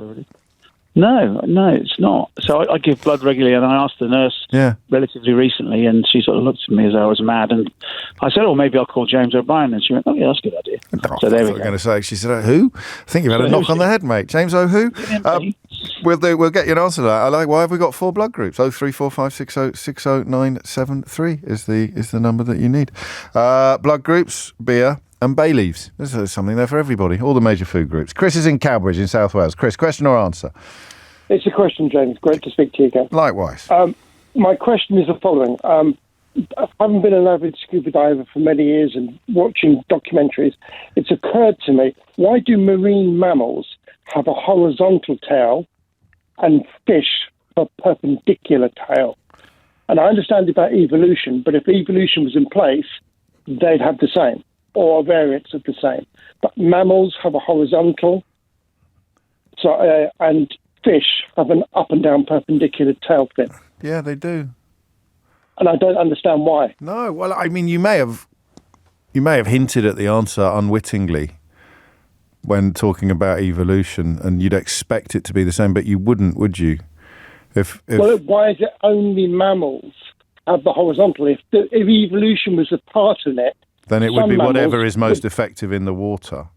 Correct. And some mammals would evolve a horizontal tail, but they don't. If you look at sharks and dolphins, or sharks and whales. I am. Well, not literally. I'm thinking of them in my mind's eye. I'm looking at them. So why is it that fish... Yeah. I mean, no, I understand the skeletons? question, Chris. I'm not simple. I understand the question. I'm just thinking. I'm just pausing, for a bit of dramatic effect and having a bit of a I'm ruminating, Chris. I forget you do the voices in your book. I forget you like a bit of drama. I do like a bit of drama. I do the voices on the audio book. They've gone down rather well. I know you do. Paul Dacre, in particular, people have been very delighted by. Although, okay, you're on. Marine mammals have horizontal tail fins, where fish have perpendicular ones. Why? Vertical? Or is it vertical, perpendicular, whatever, they're upright. I don't know why that would be. I was thinking about living on land and sea, but that's amphibians. Is it a mammal closer to the why am I even saying this out loud? 12:15 is the time. Thank you, Chris. And quite a few of you correcting my pronunciation, which is absolutely fine. Marty says, I know you're a pedant, so I would want you to be aware of the facts. It's pronounced San Agur. Not, as I started off saying, Saint Augustino. So we've gone from Saint Augustino or something, Auguran or something, to it's San. It's spelt Saint, but pronounced San Agur. San Agur. And the point is, a spoonful of that on your sprouts will elevate them to heights that even sprout lovers have never scaled before. James O'Brien on LBC. James O'Brien on LBC. It is 19 minutes after 12 and you are listening to James O'Brien on LBC. I have a little bit of breaking news for you. The government have been told off by the UK Statistics Authority for misleading you over the so-called asylum backlog. This is the independent UK Statistics Authority. Following the government being accused of lying about clearing part of the asylum backlog. The chairman, Sir Robert Choate, has warned that the episode may affect public trust. They write, the average member of the public is likely to interpret a claim to have cleared a backlog, especially when presented without context on social media, as meaning that it has been eliminated entirely. So it is not surprising that the government's claim has been greeted with scepticism and that some people may feel misled when these hard cases remain in the official estimates of the legacy backlog. This episode may affect public trust when the government sets targets and announces whether they have been met in other policy domains. It highlights the need for ministers and advisors to think carefully about how a reasonable person would interpret a quantitative claim of the sort and to consult the statistical professionals in their department. But that's not fair, actually. It's not often I stick up from this government. But how on earth is Rishi Sunak going to be able to consider how an announcement may affect a reasonable person? He doesn't know any, does he? I mean, have a look at. Did you know what they did yesterday? They put out a smear Keir which involved a picture of Keir Starmer and a mock-up of a Better Call Saul. You remember the spin-off from Breaking Bad? Because as a lawyer, he gave some advice to a group that wasn't a terrorist group or a proscribed group when he gave them advice, but is now. He also prosecuted members of that group when he was DPP, but, this lot don't really care about the truth, do they? Or the facts, as indeed this reprimand from the UK Statistics Authority would prove. But it seems unfair to me, genuinely unfair to me, to expect Rishi Sunak's government to think carefully about how a reasonable person would interpret something they do, because they literally don't know any reasonable people. That's how Lee Anderson ended up and Brendan Clark-Smith ended up as deputy chairs of the party. There are no reasonable people. The inner circle is made up of weirdos from secretly funded think tanks, shills from right-wing newspapers, a few Australian propagandists thrown in for good measure. Where on earth would Rishi Sunak go if he wanted to find out how a reasonable person would respond to something that he's about to do? I honestly have no idea. Oh, this is kicked off. It is actually pronounced Sant Agur. The T is pronounced because it's followed by a vowel. I thought that when I looked at it, like Moete Chandel. But there it is. Everyone's criticising me for pronouncing a word that I even got right. I wish I'd never told you. You don't deserve me and my recipes. Putting a spoonful of Santa Gur on your sprouts is going to change your life, and you're bombarding me with messages about my pronunciation. Just try the dish, right? And then get back in touch with me. 22 after 12. Mystery Hour continues. Dan's in Falmouth. Dan, question or answer? Question, James. Carry on. So, I drive around Devon and Cornwall for work. Oh, yeah. And I'm driving past... Are you a rally driver? Nearly. No, I fix heat pumps, so I'm always going around fixing broken things. Yes. Crikey, you wouldn't want a broken heat pump at the moment, would you? Well, I'm up on a cold roof doing 2 now. Are you really? Well, be careful. Yeah, it's okay, safe. Okay, good man. Go on. I drive around Cornwall, and there's every other town is Saint this or Saint that. St Austell, St Clear. That's very true. There's hundreds of them. Yes. It seems. And yet, when I drive around Devon, there's next to 0. I think I can think of 2. There's St Giles on the Heath and St Budo. Yes. And they're both near the Devon-Cornwall border. So why is it Cornish towns are named after saints? Why so many saints in Cornwall? Yeah, but why are the towns named after the saints? That's what I mean. Yeah, you go all over the country, and there's not that many places named Saint this, Saint that. No, there is. There's a few, but there's a particular preponderance in Cornwall. Well, so what you'd get is a church around which the dwelling has grown, or vice versa. So the area becomes known by the same name as the church, wouldn't you? Yeah, but why doesn't that happen? No, I understand elsewhere? the question. Yeah, I'm saying this to everybody now. I'm obviously in a bit of a bouncy mood today. I do apologise. It's all right. I understand the question, Dan. Yeah. I understand that they're named after. Yeah, church, but why so probably, many? Why so many? Why so many? Is there Romans? Is there a lot of Roman activity in Cornwall? But then you get more in... No, I'd say definitely not. I'd say it's probably one place the Romans didn't have a lot of activity. So the tin mines were Roman, though, weren't they? Is it because Christianity came quite late to Cornwall? I don't know. Oh, that's a good question. Why so many saint place names with saint in Cornwall? Yeah. Love it. Good. Take care. Are you on top of the pumps? Do you know what the problem is? Oh yeah, they've leaked all their refrigerant, so I need to. Why are they on the roof?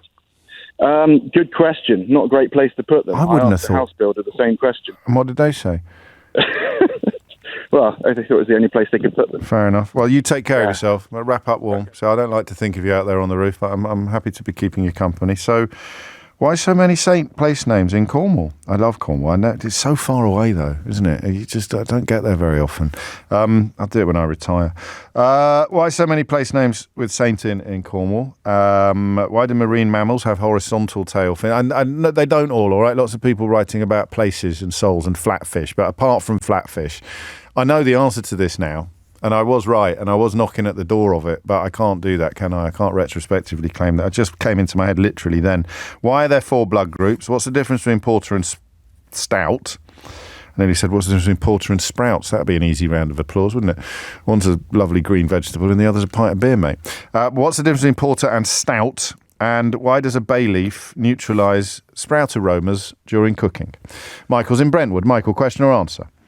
It's an answer for you, James. Good afternoon, by the way. Hello, Michael. Carry on. Answer to the beer question, Port and Stout. Yes. So first and foremost, beer is, all beer generally, unless you're talking about fruity ones, all beer is made up of 4 constituent ingredients. That's the grain, the water, the yeast, and the, what else? The hops. Yes. I forgot for a second. The variance between, the variance in those 4 ingredients can account for just about every different style of beer that there is. With additions, so, a fruit beer or something like that. Yeah, exactly. Ignoring fruit, though, all beers that aren't fruited come from those 4 ingredients. Yeah.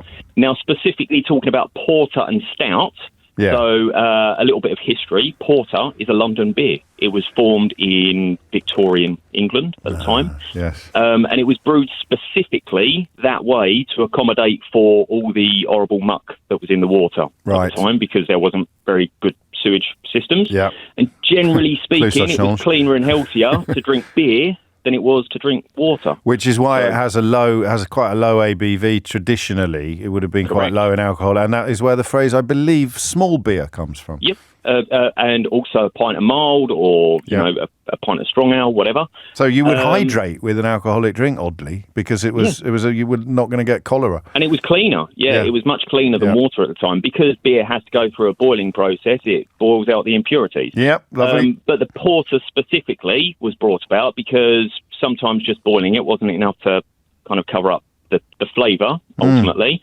So they made dark, strong, heavy beers. Now, speaking of ingredients, between a stout and a porter, the only real difference that I can think of as a brewer comes down to the water table itself, i.e. the amount of minerals that are in the water, naturally. Potentially, depending on how much of a purist the beer maker wants to be, how the grains that are used and how deeply they have been roasted. Roasting and malting play a part, albeit that there's no hard and fast rule or distinction between the two. Historically, roasting and malting both play parts, don't they? Correct, yeah. Yes. That's exactly what I was just saying. So for darker beers, before, I believe, just after they malt the grain? No. At some point, when they're malting the grains, they also roast the grains. Right. And generally, the longer they roast them or the hotter they roast them, the different characteristics it kind of imparts into the beer itself, whether that is darker or caramel or whatever. But there's also the hops that they could use, whether kind of different bittering or flavouring hops. But you're never going to get a scenario where someone says, "Oh, have a porter," and someone else says, "No, I think you'll find that's a stout." It's too blurred a distinction for that kind of conversation to kick in, really, isn't it? Yeah, and generally, I guess the people that make the raw are the people that brew it, right? If I want to say it's a porter today, it's a porter. If I want to say it's a stout, it's a stout. It's a stout. What are your qualifications? I know you've already told us, but we will go through the motions. I used to own a nano brewery, and I'm still very much a home brewer. What's your speciality? I'm mad. I make it all. I tend not to make the same thing twice, which is why I wasn't a very good nano brewer. Yeah, I was going to say that you're not going to really encourage regular customers, are you, if you don't sell the same thing? Yeah, and a lot of those factors I was talking about a moment ago also kind of adversely affected my ability to regularly make the same thing over and over again. Okay, got it. Because uniformity, right? Yeah, even of course. Kind of environmental things affect absolutely. The flavour profiles. No, it's a really good point, and it's a brilliant answer. Round of applause for Michael, please. Thank you very much. First of the day, great work. Amelia Cox is here now with your headlines. James O'Brien on LBC. James O'Brien on LBC. Best way to do it is Santa gear. So think of Santa gear, like a sack and some boots, Santa gear. So it's not a gear, it's Santa gear, the cheese that I'm talking about that goes with your sprouts. Stop sending me messages telling me that there are lots of recipes out there involving cheese and sprouts. This is a very specific cheese, and it is a very specific combination, and it is one of the most delicious things you will ever taste in your life. And yes, you can also add some pancetta or some chestnuts, but you do not need to. Once you have tasted it, and obviously you can't have it with every dish because it's quite overpowering. I sometimes have it on its own. I have a bowl of sprouts with a dollop of Santa gear cheese and some bacon, some pancetta or some lardons. The smoked lardons from Morrison's do the job. And some, and if I was an Olympic swimmer, that would be my snack of choice. You can keep your 4,000 or 5,000 calories. I could live off sprouts and blue. If you've just tuned in, I should probably apologise. This is LBC, the nation's premier commercial talk station. This isn't some sort of weird fever dream that you're having. Accidentally tuned into the North Norfolk Digital Recipe Hour or something, but there it is. Back to normal tomorrow when the Mayor of London, Sadiq Khan, will be taking your calls here on LBC. You can get your question in early by heading to lbc.co.uk/question and submitting your inquiry ahead of the phone-in via the online forum. And then you can either come and ask it on. You can come on and ask it yourself, or I'll ask it on your behalf. But the more questions we get, the merrier the whole experience will be. Back to Mystery Hour. 12:35 is the time. Dane is in Stoke-on-Trent. Dane, question or answer? Answer, please, James. Carry on, mate. So it's why whale and dolphin tails move up and down instead of side to side. Yep. So it's because the up and down spine movement is the ancestral condition for mammals. So way back in sort of early dinosaur era, so 200 plus million years ago, mammals, the way we have our limbs oriented under the body, it's more efficient for us to move that way with our spines moving up and down rather than side to side the way lizards do. Yeah. So that kind of set the template for the mammal body plan. So when they started moving into the water after the dinosaurs were gone, that up and down movement stayed, and it's kind of been taken to the extreme. So you look at otters, they kind of do the same thing the way they swim. Yeah. So it's a holdover from when they used to be land mammals. When they had feet. It's a holdover from when they had feet. Yep. Fantastic. When they had hooves, specifically. Qualifications? I'm a science educator in the City Museum. Well, that'll do nicely, won't it? Round of applause for Dane. Thank you very much. What's in the City Museum in Stoke? Is it mostly pottery stuff, or have you got a lot of other stuff going on? There's a lot of pottery stuff. We do have a few fossils. I'm actually working on some mammal bones and fossils at the moment, including whale teeth, funnily enough. Where were they found?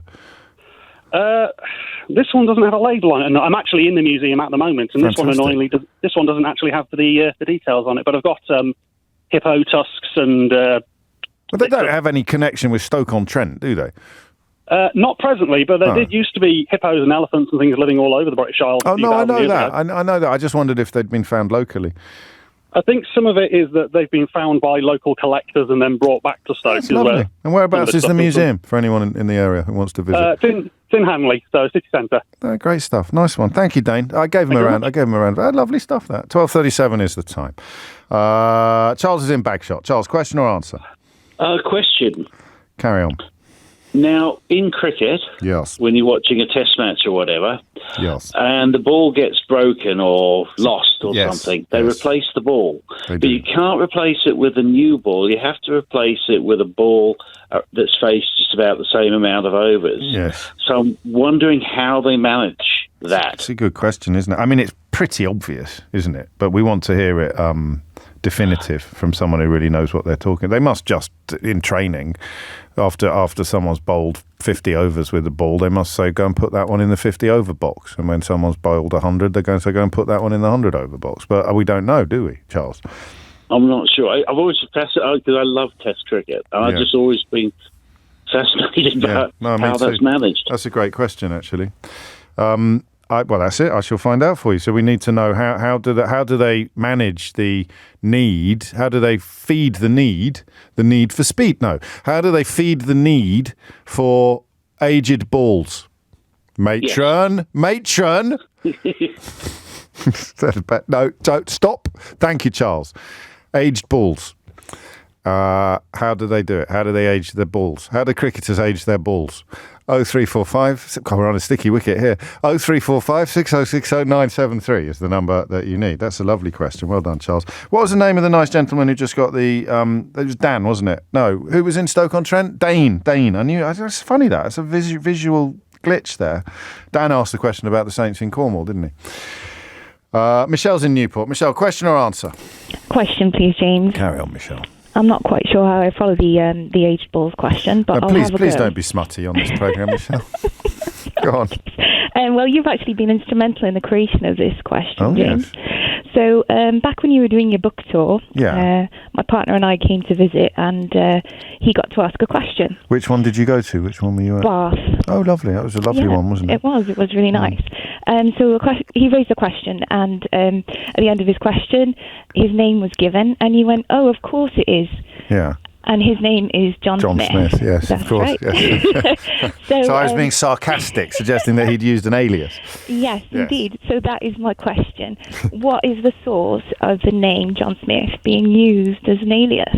I think it's quite obvious when you think about it, but I could be wrong. I think it's just because it was so common. If you look for the most common surname in the country, it would certainly have been Smith at one point, if it still isn't.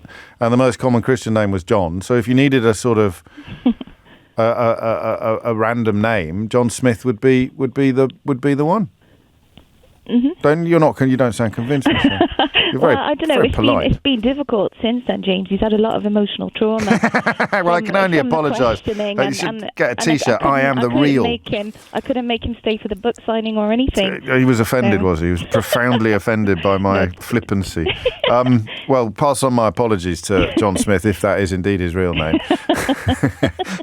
And I shall try and get. So why do we use John Smith as an alias, as a default in every form that you get. Yeah, that's the word I was looking for. As a default, I like that. Thank you, Michelle. Pass on my best to John. 12:41 is the time. Susan is in Inverness. Susan, question or answer? Answer. Carry on. It's an answer to the question about the blood groups. Yes. Blood groups are determined by chemical structures on the surface of red blood cells called antigens. Yes. And they're of different types. There are hundreds of different red cell antigens. Okay. So there's more than 4 blood groups then, technically. Sorry? There's more than 4 blood groups. Technically speaking, yes. But we lump them together. No. The reason the ABO groups are important are because there are what are called naturally occurring antibodies. An antibody is something that will react chemically with an antigen and potentially cause breakdown of that red blood cell. Yeah. None of this was known until the start of blood transfusions. And because nobody knew that there were different blood groups, blood from one person was given to another person. Sometimes it worked, sometimes it killed them. So looking at the chemical structure on the surface of the red blood cells of people who had unfortunate reactions to transfusion, the AB antigens were discovered. The blood group I think you've gone off a bit. I mean, it's fascinating, but why do we have so many blood groups? Are you actually answering that question? Genetically, it's all determined by your genetics. The ABO groups are the O group is. But is there is there a way we can come at it for why isn't there just one? Do we know why there are more than one blood? Well, that's like saying, why isn't there just one eye colour? Why isn't there just one hair colour? Oh, okay. No, that's genetic, it. That's fine then. So there were enzymic changes to the red blood cell. Love it. Caused by different genes. That'll do nicely. Qualifications? 34 years as a transfusion medicine specialist. So just think of it as any other genetic variation. Yes. And it will have, had its roots in so at some point. So you can give birth to someone who's got a different blood group from you. Absolutely. And there it is. So it just happened back in the day, and then it's kind of conglomerated not into 4 blood groups, but as you've explained, 4 groupings that are determined by whether or not you can add one to the other. Yeah, but without any problems. That's why they are important, because you can have a fatal transfusion reaction without ever having been exposed to blood in the past. Wow. The other red cell surface antigens have to be stimulated by previous exposure, either during pregnancy or transfusion. Round of applause for Susan, please. Thank you, Susan. It's a good one this week, quite a clever one. Barry's in Stockport. Barry, question or answer? Question, sir. Carry on, Barry. When we vote, why do we vote in pencil? Well, you don't have to. Oh, you do? You don't have to. You can take your own pen with you if you want. No one will tell you off. If you took your own pen, they would bin your vote. No, I don't think they would, because they all went a bit UKIP-y during the Brexit referendum, and lots of people did take their own pens because they thought that what became known later as the tofu-eating wokarati would turn up with big sacks of rubbers and rub out all their votes. Well, I'm not sure about that because... nor am I, actually, but I'm prepared to have a row about it. Well, I'm pretty certain that when you go to vote... Well, I know for a fact that when you go to vote, you vote in pencil. Yeah, because that's what they provide. Yeah. But you can take... If you vote, it's like if you put a note in your voting, they would bin it. No, like I promise you're wrong. Right, I'm coming into battle now. I've been polite so far. You're wrong, mate. I don't think so. No, well, how much do you want to bet? £5. £5? I'll bet you 20. And how are you going to prove it? Well, we'll get the Electoral Commission to tell us, or I'll Google it live on the radio. You Google it then. Go on. All right. Can you bring your own pen or pencil to the polling station? Pencils are provided inside the polling stations, but you can choose to bring your own pen or pencil to cast your vote. There is no legal requirement for ballot papers to be marked with a pencil. You've Googled that pretty quick, sir. I had it ready, didn't I? I'm not stupid.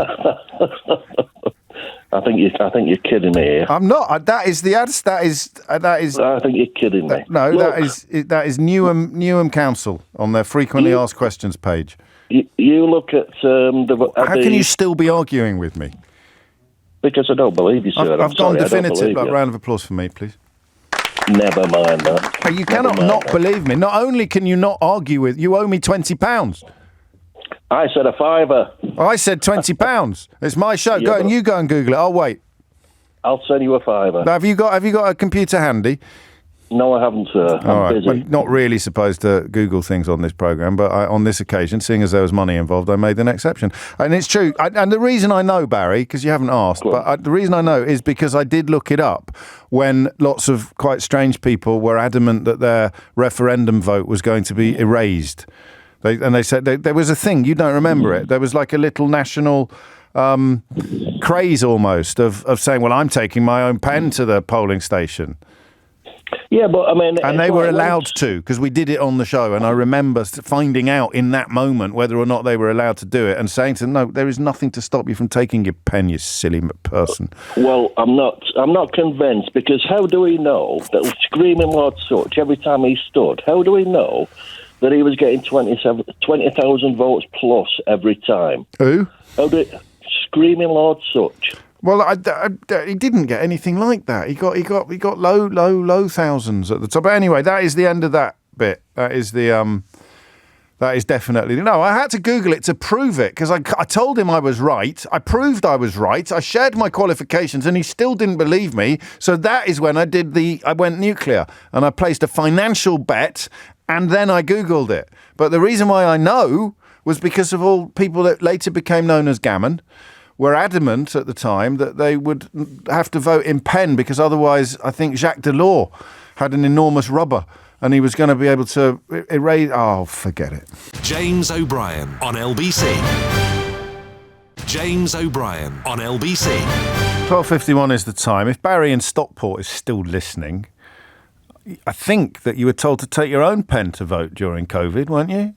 And Wendy's been in touch. She is a presiding officer, Barry, at polling stations, and she says you are allowed to use your own pen. It was hilarious when we had the referendum, as some people really believed that someone was going to erase their vote. And it's my unfortunate duty to remind you that those people won. Possibly an indication of what was likely to follow. The people who thought that their votes were going to be erased if they used pencil actually came out on top. But there we are, on with Mystery Hour. How do cricketers age their balls? Why is John Smith the default name, sort of, for it's John Doe in America, isn't it? Oh no, that's different. Don't text me. I've done Barry's pencil question. Why does a bay leaf neutralise sprout smells? And why are so many places in Cornwall named after saints? Linda is in Finchley. Question or answer, Linda? Answer, please, James. Carry on. It's the Celtic question, and all the places in Cornwall being named after saints. Yeah. Yes. My understanding is that Celtic Christianity spread to Great Britain from middle of Europe, from somewhere probably in Switzerland. It came from the east, and it sort of spread across the continent, reaching Great Britain. And then these were kind of really holy men who were it's a type of very spiritual Christianity, and they wanted to get far away from civilization, as far to the west as they could. Right. So lots and lots of sort of Celtic saints. Well, they were monks originally, but then the definition of saints has kind of become more... Yeah, but that doesn't explain why so many place names in Cornwall. You're just saying that Cornwall had a disproportionate number of hermits. Yeah, but then they would have had monasteries, they would have had cells, they would have had places where they gathered. So the theory is that there were more ecclesiastical establishments in Cornwall than there were elsewhere in the country. Yes, or maybe just single cells. And I think the pattern is spread up the whole west coast of Great Britain and maybe even into Brittany in France, where, you get the saints like St David's in Wales is right on the far west coast, isn't it? Yeah. I think there's some islands off Scotland, single islands where monks used to go and live. Oh, you're winning me round now. I was incredibly sceptical 90 seconds ago. You should have seen my face. I looked like Lee Anderson. I was incredibly... You need to get a bit aerated. You needed to calm down. I did. Barry. I was quite cross with Barry. I don't know. I don't think anybody... I think I got away with it. I don't think anybody noticed. It was great fun. I don't think anybody noticed. So that would make some sense, wouldn't it? It's the furthest away from the point of arrival for clerics seeking an ascetic lifestyle. That's the one, yes. So all that west coast is very Celtic. And then, of course, eventually over to Ireland. Oh, you're on. Yeah, qualifications? Masters in theology. Cool, blimey, get you. Round of applause it is. Thank you. That's a lovely, I like that. It makes sense to me as well. And there would just have been more churches and more monasteries and more individual sort of quasi-hermits setting up in places that subsequently became known after them. There might be more to it than that, and it might be a question that doesn't have a definitive answer, but that has a absolute credibility. 12:54 is the time. John is in Whatstandwell. Whatstandwell? Hi, yes. Hi, James. How do you pronounce that? Whatstandwell. Has it got a D in the middle of it, or is it just Whatstandwell? Yes. Whatstandwell. Whatstandwell? Yes. What's that? Where's that come from then as a name? Do we know? Well, that's another question I've got to answer now. It is. Sorry about that. It appears there's a number of answers, but the most popular one is there is a bridge that goes over the River Derwent here, which is part of the A6 now. Right. And it was a toll bridge, and allegedly that one of the guys who operated the toll bridge was a guy called Walter Stonewall. Well, that is absolutely brilliant. Have a round of applause for that one. You've gone to qualifications. I live there. Walter Stanwell? What Stanwell? And the answer you rang in to give? Well, okay, can I just say the famous resident we had here was Ellen MacArthur, who sailed around the world in her yacht 70 years ago. Gosh. There you go. So, cricket balls. Yes. Basically, every cricket match finishes, but they don't always finish at the end of a cricket ball's life. Yes. So, in a 50-over match, for example, if a team is bowled out after 30 overs, then the ball is put away in a box that's marked 30 overs. Yes. Then in future, if the ball goes missing because it's been hit out of the ground, for example, then the people at the ground will give to the third umpire a box that contains 30 over balls. The one that they can find closest to however many overs have already been played. So there'll be quite a few boxes in the pavilion. Yes. So he will take a box out and the umpires will look at the balls and pick the one that looks like it's in the most similar condition to the ball. So they keep an eye on the ball. Does the umpire look at the ball in normal play to keep an eye on how... Presumably, yes. I can't definitively answer that. No. The best example of this being done is probably in Test match cricket, where often the bowling team, when they're struggling a little bit, will complain that the ball has gone out of shape. And then the umpire will bring out a gauge and then measure the ball to see if it's circular or not. And if it isn't, then again, they'll call for a new box of balls out, and they will compare the two next to each other. I've actually seen that happen now that you mention it. And I'm sure Charles has as well, who asked the question. Qualifications? I watch a lot of cricket. I love it. Fantastic. And you get another round of applause. That's quite Thank you. A very rare moment, that, actually. John in Whatstandwell. What a beautiful story. 12:57 is the time. Millen is in Paris. Millen, question or answer? Answer. Carry on. We haven't got long. Brussels sprouts, why do they smell when they cook? Because they release hydrogen sulfide when they cook, which what is does the bay leaf do? Farts smelly. Bay leaves both contribute acid, which helps neutralize the smell, and also release essential oils, which I think which will also compete in your nose. So it's a chemical reaction and simple perfumery. Yes. Qualifications? Chemist and cook. Round of applause for Millen. Great work. Makes sense, actually. And finally, Wes in Tewkesbury. Question or answer? Wes? Yes, hello, answer. Carry on, quick. We've only got 33 seconds. It's to do with Cornwall. She's got it wrong. No. All the Christians were sailed down the Irish Sea from Scotland, Ireland and Wales. They'd arrive at Cornwall on the north coast, get out the boat, walk across Cornwall, get on another boat, and then sail down to France to Lourdes and Santiago de Compostela, or I was pronounced in Spain. That one.